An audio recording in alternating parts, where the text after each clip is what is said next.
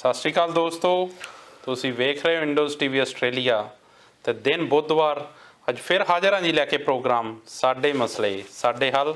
ਤੇ ਦੋਸਤੋ ਤੁਸੀਂ ਜਾਣਦੇ ਹੋ ਕਿ ਪ੍ਰੋਗਰਾਮ ਅਸੀਂ ਹਰ ਬੁੱਧਵਾਰ ਸ਼ਾਮਾਂ ਨੂੰ 7 ਵਜੇ ਬਿਲਕੁਲ ਲਾਈਵ ਲੈ ਕੇ ਹਾਜ਼ਰ ਹੁੰਦੇ ਹਾਂ।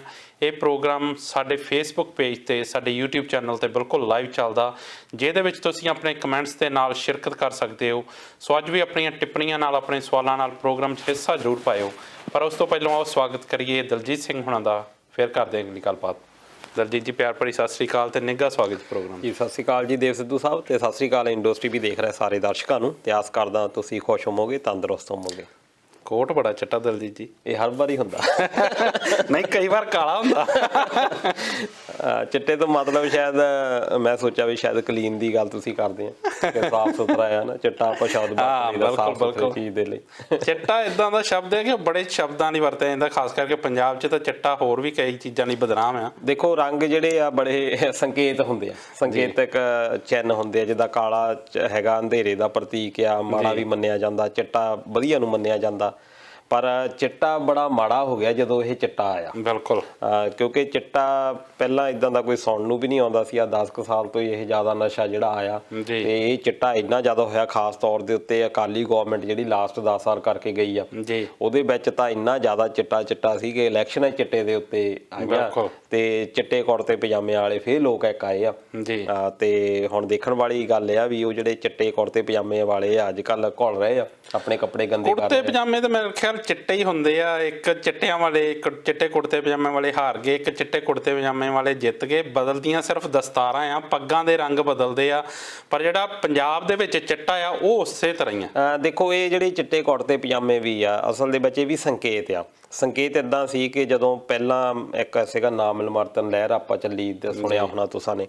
ਉਹਦੇ ਵਿੱਚ ਕੀ ਸੀ ਕਿ ਅਸੀਂ ਜਿਹੜੀਆਂ ਵਿਦੇਸ਼ੀ ਵਸਤਾਂ ਆ ਉਹਨਾਂ ਦਾ ਬਾਈਕਾਟ ਕਰਾਂਗੇ, ਕਿਉਂਕਿ ਕੱਚਾ ਮਾਲ ਇੱਧਰੋਂ ਜਾਂਦਾ ਸੀ। ਫੈਕਟਰੀਆਂ ਇੰਗਲੈਂਡ ਦੀਆਂ ਫੈਕਟਰੀਆਂ ਦੇ ਵਿੱਚ ਬਣ ਕੇ ਵਾਪਸ ਆਉਂਦਾ ਸੀ ਤੇ ਮਹਿੰਗੇ ਭਾਅ ਦੇ ਵਿੱਚ ਇੱਕ ਮੰਡੀ ਦੇ ਤੌਰ ਦੇ ਉੱਤੇ ਬ੍ਰਿਟਿਸ਼ ਇੰਡੀਆ ਕੰਪਨੀ ਵਰਤਦੀ ਸੀ। ਫਿਰ ਗਾਂਧੀ ਜੀ ਹੁਣੀ ਚਰਖਾ ਚਲਾਇਆ, ਉਹਦੇ ਵਿੱਚ ਖੱਦਰ ਬਣਿਆ। ਖੱਦਰ ਬਣਨ ਦਾ ਮਤਲਬ ਇਹੀ ਸੀ ਜਿਹੜਾ ਅੱਜ ਕੱਲ੍ਹ ਮੇਕ ਇਨ ਇੰਡੀਆ ਹੈ, ਜਿਹੜਾ ਅਸੀਂ ਕਹਿੰਦੇ ਹਾਂ ਕਿ ਸਵਦੇਸ਼ੀ ਚੀਜ਼ਾਂ ਜਿਹੜੀਆਂ ਵਰਤੋ, ਕਿ ਅਸੀਂ ਭਾਰਤ ਦੇ ਵਿੱਚ GDP ਵਧਾਈਏ। ਉਹਨਾਂ ਨੇ ਚਰਖੇ ਤੋਂ ਇਹ ਸ਼ੁਰੂ ਕੀਤਾ ਕਿ ਅਸੀਂ ਬਾਹਰਲਾ ਜਿਹੜਾ ਮਾਲ ਬਣਿਆ ਹੋਇਆ ਆ, ਜਿਹੜੇ ਕੋਟ ਪੈਂਟ ਉਦੋਂ ਉਹਨਾਂ ਦਿਨਾਂ ਦੇ ਵਿੱਚ ਪੈਂਦੇ ਸੀ, ਉਹ ਸਾਰੇ ਇੰਗਲੈਂਡ ਤੋਂ ਆਉਂਦੇ ਸੀ। ਫਿਰ ਇਸ ਕਰਕੇ ਉਹਨਾਂ ਨੇ ਖੱਦਰ ਦੇ ਕੁੜਤੇ ਪਜਾਮੇ ਵਗੈਰਾ ਜਿਹੜੇ ਪਾਉਂਦੇ ਸੀ। ਇਸ ਕਰਕੇ ਤੁਸੀਂ ਦੇਖੇ ਹੋਣੇ ਆ ਵੀ ਪਹਿਲੇ ਜਿੰਨੇ ਵੀ ਆਜ਼ਾਦੀ ਘੁਲਾਟੀਏ ਹੋਏ ਆ ਉਹ ਖੱਦਰ ਪਾਉਂਦੇ ਸੀ। ਹੁਣ ਤਾਂ ਕੁੜਤੇ ਪਜਾਮੇ ਕੋਈ ਵੀ, ਹੁਣ ਤਾਂ ਰੰਗ ਦਿਖਦੇ ਆ। ਪਹਿਲਾਂ ਅਸੀਂ ਖੱਦਰ ਦੇ ਸਨ ਕਿ ਖੱਦਰ ਦੇ ਉਹ ਪਾਉਂਦੇ ਸੀ। ਹੁਣ ਵੀ ਬਹੁਤ ਸਾਰੇ ਹੈਗੇ ਇੱਦਾਂ ਦੇ ਪੰਜਾਬ ਦੇ ਵਿੱਚ ਜਿੱਥੇ ਖਾਦੀ ਭੰਡਾਰ ਹੈਗਾ, ਪਰ ਇਹ ਜਿਹੜੇ ਲੀਡਰ ਆ ਹੁਣ ਉਹ ਚਿੱਟੇ ਰੰਗ ਨੂੰ ਪਹਿਲ ਦੇ ਰਹੇ ਆ ਜਾਂ ਉਸ ਕੁੜਤੇ ਪਜਾਮੇ ਨੂੰ ਪਹਿਲ ਦਿੰਦੇ ਆ। ਉਹ ਖੱਦਰ ਤਾਂ ਇਹਨਾਂ ਦਾ ਬਹੁਤ ਪਿੱਛੇ ਰਹਿ ਗਿਆ। ਅਜੇਪਾਲ ਸਿੰਘ ਹੁਣੀ ਕਹਿੰਦੇ ਆ ਚਿੱਟਾ ਨਾ ਕਹੋ, ਕਰੀਮ ਕਹੋ, ਕਰੀਮ ਕੋਟ ਪਾਇਆ ਕਹਿੰਦੇ। ਦੇਖੋ ਸ਼ਾਇਦ ਉਹ ਵੀ ਗੱਲ ਸਹੀ ਹੋਣੀ ਆ ਨਾ, ਤੇ ਕਿਉਂਕਿ ਚਿੱਟੇ ਦੇ ਵਿੱਚ ਵੀ ਕਾਫੀ ਆ ਜਾਂਦੇ ਆ ਕਲਰ।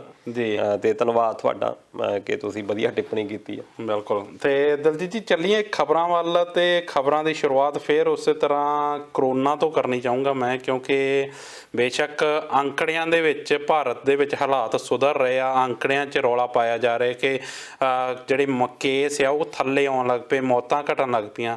ਪਰ ਜਿਹੜੀਆਂ ਤਸਵੀਰਾਂ ਸਾਹਮਣੇ ਆਉਂਦੀਆਂ ਉੱਥੋਂ, ਜਾਂ ਜਿੱਦਾਂ ਦੀਆਂ ਰਿਪੋਰਟਾਂ ਆਉਂਦੀਆਂ ਸਾਹਮਣੇ, ਜੋ ਕੁਛ ਵੇਖਣ ਨੂੰ ਮਿਲ ਰਿਹਾ ਉਹ ਬਹੁਤ ਡਰਾਵਨਾ। ਕੀ ਕਹਿਣਾ ਚਾਹੋਗੇ? ਦੇਖੋ 2.5 ਕਰੋੜ ਤੋਂ ਪਾਰ ਕਰ ਗਈ ਆ ਜਿਹੜੀ ਗਿਣਤੀ ਆ ਹੁਣ ਤੱਕ ਜਿਹੜੇ ਕੇਸਿਸ ਆ। ਆਪਾਂ ਪੰਜਾਬ ਦੀ ਗੱਲ ਕਰ ਲਈਏ, ਇੱਥੇ 5 ਲੱਖ ਨੂੰ ਕ੍ਰੋਸ ਕਰ ਗਏ ਆ। ਇੱਕ ਛੋਟਾ ਜਿਹਾ ਆਪਣਾ ਪ੍ਰਾਂਤ ਆ। ਬਾਕੀ ਦੀਆਂ ਸਟੇਟਸ ਆ ਉੱਥੇ ਬਹੁਤ ਜ਼ਿਆਦਾ ਮਾੜੇ ਹਾਲਾਤ ਹੋਏ ਆ।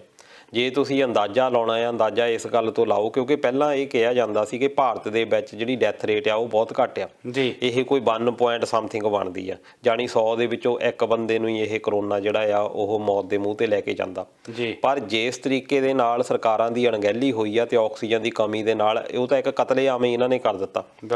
ਤੇ ਤੁਸੀਂ ਗੰਗਾ ਦੇ ਵਿੱਚ ਦੇਖ ਲਓ, ਜਮਨਾ ਦੇ ਵਿੱਚ ਦੇਖੋ, ਜਿੱਦਾਂ ਲਾਸ਼ਾਂ ਰੁੜੀਆਂ ਆ ਰਹੀਆਂ ਆ। ਭਾਵੇਂ ਉਹਦੇ ਉੱਤੇ ਬਹੁਤ ਸਾਰੀਆਂ ਟਿੱਪਣੀਆਂ ਵੀ ਹੁੰਦੀਆਂ ਆ, ਪਰ ਉਹ ਲਾਸ਼ਾਂ ਕਿੱਥੋਂ ਆ ਰਹੀਆਂ? ਕਈ ਲੋਕ ਕਹਿੰਦੇ ਆ ਕਿ ਜੀ ਹੋਰ ਵੀ ਬਿਮਾਰੀਆਂ ਦੇ ਨਾਲ ਲੋਕ ਮਰਦੇ ਹੀ ਆ, ਪਰ ਇਹ ਆ ਵੀ ਇਦਾਂ ਬਹੁਤ ਮਰਦੇ ਹੋਣਗੇ, ਬਹੁਤ ਵੱਡੀ ਆਬਾਦੀ ਆ। ਤੇ ਪਰ ਇੱਦਾਂ ਕਦੀ ਲਾਸ਼ਾਂ ਦੀ ਬੇਕਦਰੀ ਅਸੀਂ ਨਹੀਂ ਕਦੀ ਸੁਣੀ ਸੀ। ਇੱਕ ਤੁਸੀਂ ਆ ਕੱਲ੍ਹ ਪਰਸੋਂ ਦੀ ਵੀਡੀਓ ਇੱਕ ਹੋਰ ਵਾਇਰਲ ਹੋ ਰਹੀ ਹੈ ਜਿਹਦੇ ਵਿੱਚ ਪੁਲਿਸ ਵਾਲੇ ਜਲਾ ਰਹੇ ਆ ਲਾਸ਼ਾਂ ਨੂੰ, ਤੇ ਉਹਦੇ ਵਿੱਚ ਲੱਕੜਾਂ ਦੀ ਜਗ੍ਹਾ ਦੇ ਉੱਤੇ ਟਾਇਰ ਉਹਦੇ ਉੱਤੇ ਸਿੱਟੇ ਜਾ ਰਹੇ ਆ, ਪਲਾਸਟਿਕ ਸਿੱਟੀ ਜਾ ਰਹੀ, ਪਲਾਸਟਿਕ ਦੇ ਲਿਫਾਫੇ, ਪੈਟਰੋਲ ਸਿੱਟਿਆ ਜਾ ਰਿਹਾ ਆ। ਤੇ ਉਹਨਾਂ ਨੇ ਸਸਪੈਂਡ ਕਰ ਦਿੱਤੇ ਆ ਬਈ ਏਦਾਂ ਲਾਸ਼ਾਂ ਦੀ ਬੇਕਦਰੀ ਕੀਤੀ ਆ ਕਰੋਨਾ ਦੇ। ਪਰ ਨਾਲ ਸੋਚਣ ਵਾਲੀ ਗੱਲ ਇਹ ਹੈ ਕਿ ਮਹਿੰਗਾ ਹੀ ਇੰਨਾ ਹੋ ਗਿਆ, ਲੱਕੜ ਇੰਨੀ ਮਹਿੰਗੀ ਹੋ ਗਈ ਆ, ਹੁਣ ਪੁਲਿਸ ਵਾਲੇ ਵੀ ਕੀ ਕਰਨ ਜੀ। ਤੁਸੀਂ ਨਾ ਤਾਂ ਕੋਈ ਪ੍ਰਾਵਧਾਨ ਰੱਖਿਆ ਆ, ਨਾ ਤਾਂ ਕੋਈ ਸਕੀਮ ਇਦਾਂ ਦੀ ਲਿਆਂਦੀ ਆ, ਲੱਕੜ ਕਿਤੇ ਮਿਲ ਨਹੀਂ ਰਹੀ, ਜੇ ਲੱਕੜ ਆ ਰਹੀ ਆ ਤਾਂ ਬੜੀ ਗਿੱਲੀ ਆ ਤੇ ਉਹਦੇ ਨਾਲ ਸੰਸਕਾਰ ਨਹੀਂ ਹੋ ਰਿਹਾ ਜੀ। ਤੇ ਉਹ ਬੇਕਦਰੀ ਕਰਨ ਦੇ ਵਿੱਚ ਹੋਰ ਵੀ ਜਿਹੜੀਆਂ ਤਾਕਤਾਂ ਆ ਉਹਦੇ ਵੱਲ ਵੀ ਜ਼ਰੂਰ ਦੇਖਣਾ ਚਾਹੀਦਾ। ਪਰ ਸੋਚਣ ਵਾਲੀ ਗੱਲ ਇਹ ਆ ਦਲਜੀਤ ਜੀ ਕਿ ਜੇ ਹੁਣ ਪਹਿਲਾਂ ਤਾਂ ਜੋ ਕੁਝ ਹੁਕਮ ਹੁੰਦਾ ਜਾਂ ਪੁਲਿਸ ਆਪਣੇ ਵੱਲੋਂ ਤਾਂ ਕੁਝ ਨਹੀਂ ਕਰਦੀ, ਜੋ ਕੁਝ ਹੁੰਦਾ ਆ ਹੁਕਮ ਉੱਪਰੋਂ ਹੁੰਦਾ, ਪਹਿਲੋਂ ਕੁਝ ਵੀ ਜੋ ਹੁਕਮ ਆਇਆ ਉਹ ਉਹਨਾਂ ਨੇ ਨਿਭਾਇਆ ਤੇ ਜਦੋਂ ਵੀਡੀਓ ਵਾਇਰਲ ਹੋ ਗਈ ਤੇ ਉਹਨਾਂ ਨੂੰ ਸਸਪੈਂਡ ਕਰਤਾ, ਪਰ ਜਿੱਥੋਂ ਹੁਕਮ ਚੱਲਿਆ ਉੱਥੋਂ ਤੱਕ ਤੇ ਗੱਲ ਪਹੁੰਚੀ ਨਹੀਂ। ਦੇਖੋ ਸਾਡੇ ਕਿਉਂਕਿ ਸਾਡਾ ਬਾਹ ਜਿਹੜਾ ਆ ਉਹ ਕਾਂਸਟੇਬਲ ਦੇ ਨਾਲ ਪੈਂਦਾ, ਜਿਹੜੇ ਕਾਂਸਟੇਬਲ ਰੈਂਕ ਦੇ ਆ, ਸਿਪਾਹੀ ਹੋ ਗਏ, ਕਾਂਸਟੇਬਲ ਹੋ ਗਏ, ਵੱਧ ਤੋਂ ਵੱਧ ASI ਹੋ ਗਏ, SHO ਹੋ ਗਏ, ਇੱਥੇ ਤੱਕ ਸਾਡਾ ਬਾਹ ਪੈਂਦਾ ਆ। ਪਰ ਮੈਂ ਸਾਰੇ ਦੋਸਤਾਂ ਨੂੰ ਇਹ ਅਪੀਲ ਕਰੂੰਗਾ ਵੀ ਬਹੁਤ ਵੱਡੀ ਇੱਕ ਇਹ ਪਾਪੂਲੇਸ਼ਨ ਹੈ ਜਿਹੜੇ ਇਹਨਾਂ ਤੇ ਕੰਮ ਕਰਦੇ ਆ ਜੀ। ਪਰ ਤੁਸੀਂ ਇਹ ਕਦੀ ਦੇਖਿਆ ਵੀ ਇਹ ਬਹੁਤ ਅਮੀਰ ਆ ਜਿਹੜੇ ਇਹ ਲੋਕ ਨੇ? ਤੁਸੀਂ SHO ਤੱਕ ਦੇਖੋ ਕਿ ਇਹ ਬਹੁਤ ਅਮੀਰ ਲੋਕ ਨੇ। ਬਿਲਕੁਲ। ਪਰ ਜਿਹੜੇ ਲੋਕ ਅਮੀਰ ਨੇ ਉਹ ਤਾਂ ਹੈਗੇ ਆ ਜਿਹੜੇ DSP ਤੋਂ ਸ਼ੁਰੂ ਕਰ ਲਓ, SSP ਕਰ ਲਓ, ਫਿਰ ਉੱਪਰ ਜਿਹੜੀਆਂ ਵੱਡੀਆਂ ਜੋਕਾਂ ਬੈਠੀਆਂ ਜਿੰਨੇ ਉਹਨਾਂ ਦੀਆਂ ਤੁਸੀਂ ਤਨਖਾਹਾਂ ਦੇ ਹਿਸਾਬ ਦੇ ਨਾਲ ਦੇਖ ਲਓ। ਅਸਲ ਦੇ ਵਿੱਚ ਤਾਂ ਇਹਨਾਂ ਨੂੰ ਡਿਊਟੀ ਸਲਾਈਆਂ ਜਾਂਦੀਆਂ ਵੀ ਤੁਸੀਂ ਕਲੈਕਸ਼ਨ ਕਰਨੀ ਆ, ਤੁਸੀਂ ਪੈਸੇ ਜਿਹੜੇ ਆ ਸਾਰੇ ਇਕੱਠੇ ਕਰਨੇ ਆ, ਇਕੱਠੇ ਕਰਕੇ ਸਾਡੇ ਤੱਕ ਪਹੁੰਚਾਉਣੇ ਆ। ਬਿਲਕੁਲ। ਪਰ ਆਪ ਤਾਂ ਹਿਡਨ ਆ। ਹੁਣ ਪਹਿਲਾਂ ਹੀ ਉਹਨਾਂ ਨੂੰ ਹੁਕਮ ਦੇ ਦਿੱਤੇ ਜਾਂਦੇ ਆ, ਫਿਰ ਜਿਹੜੀਆਂ ਉੱਪਰਲੀਆਂ ਥਾਣੇ ਵੀ ਦਿੱਤੇ ਜਾਂਦੇ ਆ ਉਹਨਾਂ ਵਿੱਚ ਵੀ ਰਿਸ਼ਵਤਖੋਰੀ ਚੱਲਦੀ ਹੈ ਜੀ। ਇਸ ਕਰਕੇ ਉਹ ਤਾਂ ਗੁਲਾਮਾਂ ਦੇ ਤੌਰ ਦੇ ਉੱਤੇ ਇਹਨਾਂ ਤੋਂ ਕੰਮ ਕਰਵਾਇਆ ਜਾ ਰਿਹਾ। ਹੁਣ ਕਰੋਨਾ ਦਾ ਜਿਹੜਾ ਨਿਯੰਤਰਣ ਨਾ ਹੋਣ ਦਾ ਕਾਰਨ ਵੀ ਇੱਕ ਇਹੀ ਹੈ ਕਿ ਜਿਹੜਾ ਬਿਊਰੋਕ੍ਰੇਸੀ ਆ ਉਹ ਅੱਜ ਵੀ ਗੁਲਾਮੀ ਦੇ ਭਾਵਨਾ ਦੇ ਨਾਲ ਜਿਹੜਾ ਅੰਗਰੇਜ਼ ਸਿਸਟਮ ਛੱਡ ਕੇ ਗਿਆ ਸੀ। ਜੀ। ਅੰਗਰੇਜ਼ ਨੇ ਤਾਂ ਇਹ ਸਿਸਟਮ ਇਸ ਕਰਕੇ ਬਣਾਇਆ ਸੀ ਕਿਉਂਕਿ ਉਹਨਾਂ ਨੇ ਭਾਰਤੀ ਲੋਕਾਂ ਨੂੰ ਗੁਲਾਮੀ ਦੀ ਇੱਕ ਫੀਲਿੰਗ ਦੇ ਕੇ ਤੁਹਾਡੇ ਤੋਂ ਕੰਮ ਕਰਵਾਉਣਾ ਸੀ। ਜੀ। ਅਸੀਂ ਤਾਂ ਹੁਣ ਆਜ਼ਾਦ ਹੋ ਗਏ। ਬਿਲਕੁਲ। ਪਰ ਉਹਨਾਂ ਲੋਕਾਂ ਨੇ ਕਿਉਂਕਿ ਪਹਿਲਾਂ ਜਿਹੜਾ ਆ ਥੱਲੇ ਵਾਲੇ ਜਿਹੜੇ ਕਾਂਸਟੇਬਲ ਹੁੰਦੇ ਸੀ ਉਹ ਸਾਰੇ ਇੰਡੀਅਨ ਹੁੰਦੇ ਸੀ, ਉੱਪਰ ਜਿਹੜੇ ਰੈਂਕ ਦੇ ਵੱਡੇ ਆਫੀਸਰ ਹੁੰਦੇ ਸੀ ਉਹ ਸਾਰੇ ਗੋਰੇ ਹੁੰਦੇ ਸੀ, ਉਹਦੇ ਵਿੱਚ ਉਹ ਕੋਈ ਇੰਡੀਅਨ ਬਹੁਤ ਘੱਟ ਹੁੰਦੇ ਸੀ। ਉੱਪਰਲੇ ਆਰਡਰ ਜਿਹੜੇ ਆ ਸਾਰੇ ਉੱਥੋਂ ਆਉਂਦੇ ਸੀ, ਬ੍ਰਿਟਨ ਤੋਂ ਆਉਂਦੇ ਸੀ। ਇਹਨਾਂ ਨੇ ਉਹੀ ਸਿਸਟਮ ਭਾਰਤੀ ਕਾਨੂੰਨ ਦੀ ਉਲੰਘਣਾ ਕਰਕੇ, ਜਿਹੜਾ ਆਜ਼ਾਦ ਭਾਰਤ ਦਾ ਆਪਾਂ ਕਹਿ ਦਿੰਦੇ ਆ ਕਾਨੂੰਨ, ਉਹਦੀ ਉਲੰਘਣਾ ਕਰਕੇ ਅਜੇ ਵੀ ਬ੍ਰਿਟਿਸ਼ ਵਾਲੀ ਜਿਹੜੀ ਫੀਲਿੰਗ ਆ ਉਸੇ ਆਧਾਰ ਦੇ ਉੱਤੇ ਕੰਮ ਕਰਦੇ ਆ ਤੇ ਫਿਰ ਇਹੋ ਜਿਹੀਆਂ ਜਿਹੜੀਆਂ ਮਹਾਂਮਾਰੀਆਂ ਆ ਉਹ ਹਮੇਸ਼ਾ ਨੁਕਸਾਨ ਕਰਦੀਆਂ।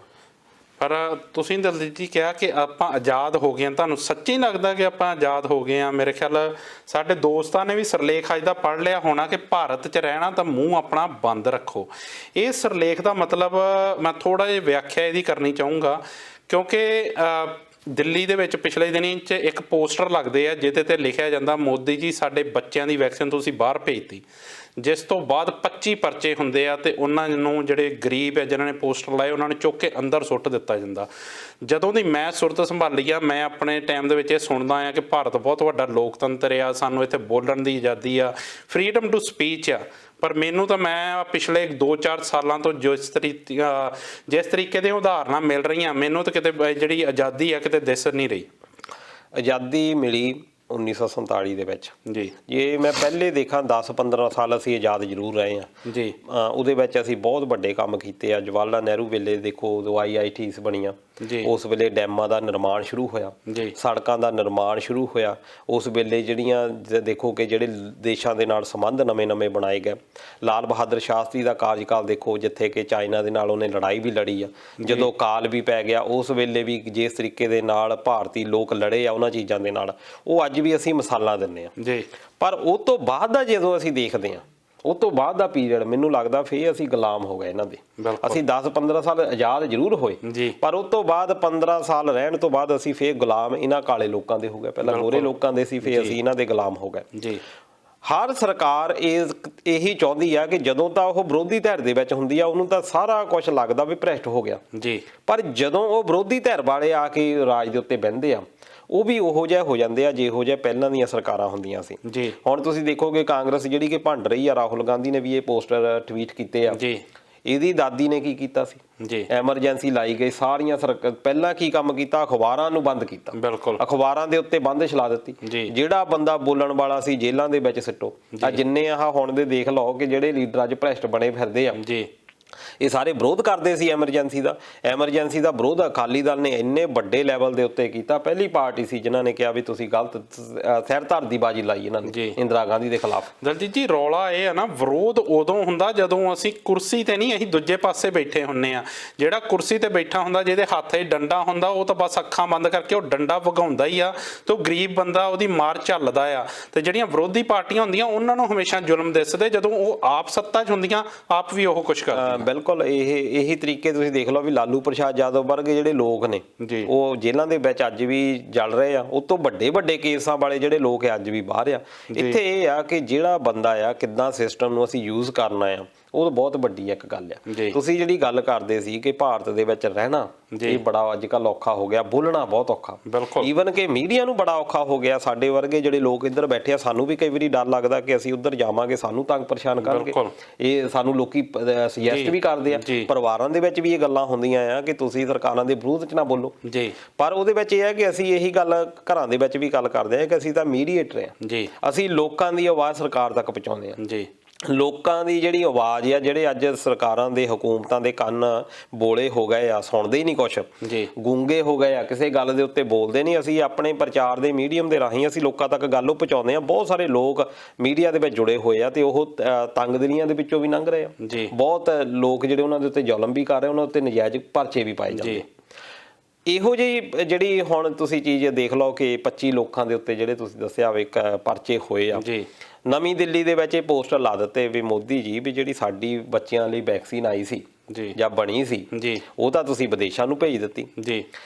ਇਹ ਕਹਿੰਦੇ ਆ ਜੀ ਨਹੀਂ ਅਸੀਂ ਇੱਦਾਂ ਕੀਤਾ ਨਹੀਂ।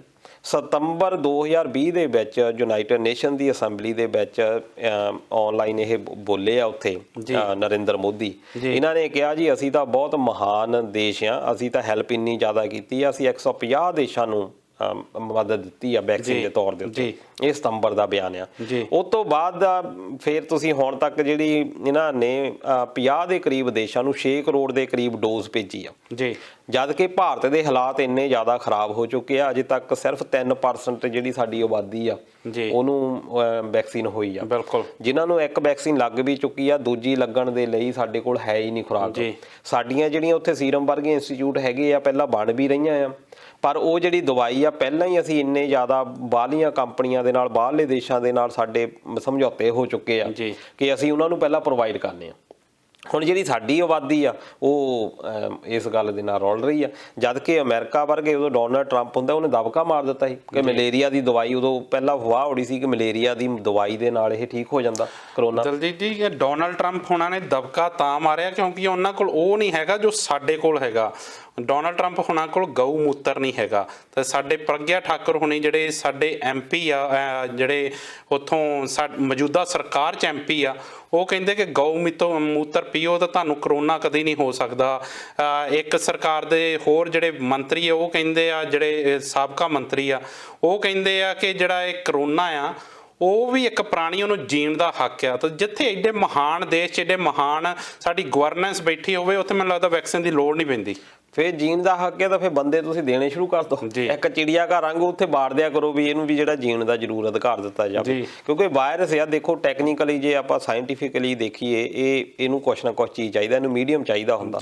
ਉਹ ਮੀਡੀਅਮ ਦੇ ਤੌਰ ਦੇ ਉੱਤੇ ਉਹਨੇ ਆਪੇ ਲੱਭ ਲੈਣਾ ਆ ਜੀਂਦਾ। ਉਹਨੇ ਇਹ ਨਹੀਂ ਦੇਖਣਾ ਕਿ ਸਾਨੂੰ ਕਿੰਨੇ ਬੰਦੇ ਚਾਹੀਦੇ, ਉਹ ਤਾਂ ਫਲਾਅ ਆ, ਉਹ ਇੱਕ ਸਾਇੰਟੀਫਿਕਲੀ ਰੱਖ ਲਈਏ, ਕੈਮੀਕਲ ਰੱਖ ਲਈਏ, ਉਹ ਕਿਸੇ ਵੀ ਤਰੀਕੇ ਦੇ ਨਾਲ ਉਹਨਾਂ ਦਾ ਕੰਮ ਕਰਨਾ ਹੀ ਆ। ਬਿਲਕੁਲ।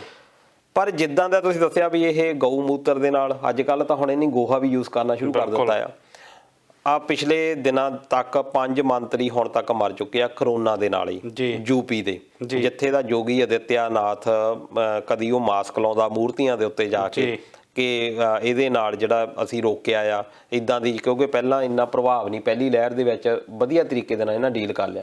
ਇਹਨਾਂ ਨੇ ਇਹ ਕਿਹਾ ਜੀ ਉਹ ਜਿਹੜਾ ਮੂਤਰ ਆ ਉਹਦੇ ਨਾਲ ਅਸੀਂ ਠੀਕ ਕਰ ਦਿੱਤੇ ਆ। ਪਰ ਜੇ ਠੀਕ ਹੁੰਦੇ ਆ ਫਿਰ ਇਹਨਾਂ ਦੇ ਮੰਤਰੀ ਕਿਉਂ ਮਰਦੇ ਆ? ਰਾਜਸਥਾਨ ਦੇ ਵਿੱਚ ਕੱਲ ਇੱਕ MLA ਦੀ ਮੌਤ ਹੋ ਗਈ ਆ ਕਰੋਨਾ ਦੇ ਕਾਰਨ।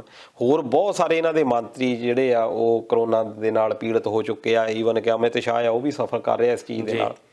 ਹੁਣ ਜੇ ਤੁਹਾਡੇ ਕੋਲ ਇਦਾਂ ਦਾ ਹੈਗਾ ਫਿਰ ਤਾਂ ਤੁਸੀਂ ਤਾਂ ਜਿਹੜੇ ਸਾਰੇ ਲਗਭਗ ਇਹ ਸੇਵਨ ਕਰਦੇ ਆ ਸ਼ਾਇਦ ਜਿੰਨੇ ਬੀਜੇਪੀ ਦੇ ਆ। ਮੈਂ ਇੱਥੇ ਸਾਫ਼ ਕਰਦਾ ਜੀ, ਅਸੀਂ ਕਿਸੇ ਦੀ ਧਾਰਮਿਕ ਆਸਥਾ ਤੇ ਗੱਲ ਨਹੀਂ ਕਰਦੇ। ਧਾਰਮਿਕ ਆਸਥਾ ਹਰੇਕ ਬੰਦੇ ਦੀ ਆਪਣਾ ਨਿੱਜੀ ਜਿਹੜਾ ਉਹਦਾ ਵਿਸ਼ਾ ਆ, ਹਰੇਕ ਬੰਦੇ ਨੂੰ ਆਪਣਾ ਧਰਮ ਜਾਂ ਧਾਰਮਿਕ ਆਸਥਾ ਰੱਖਣ ਦਾ ਹੱਕ ਆ।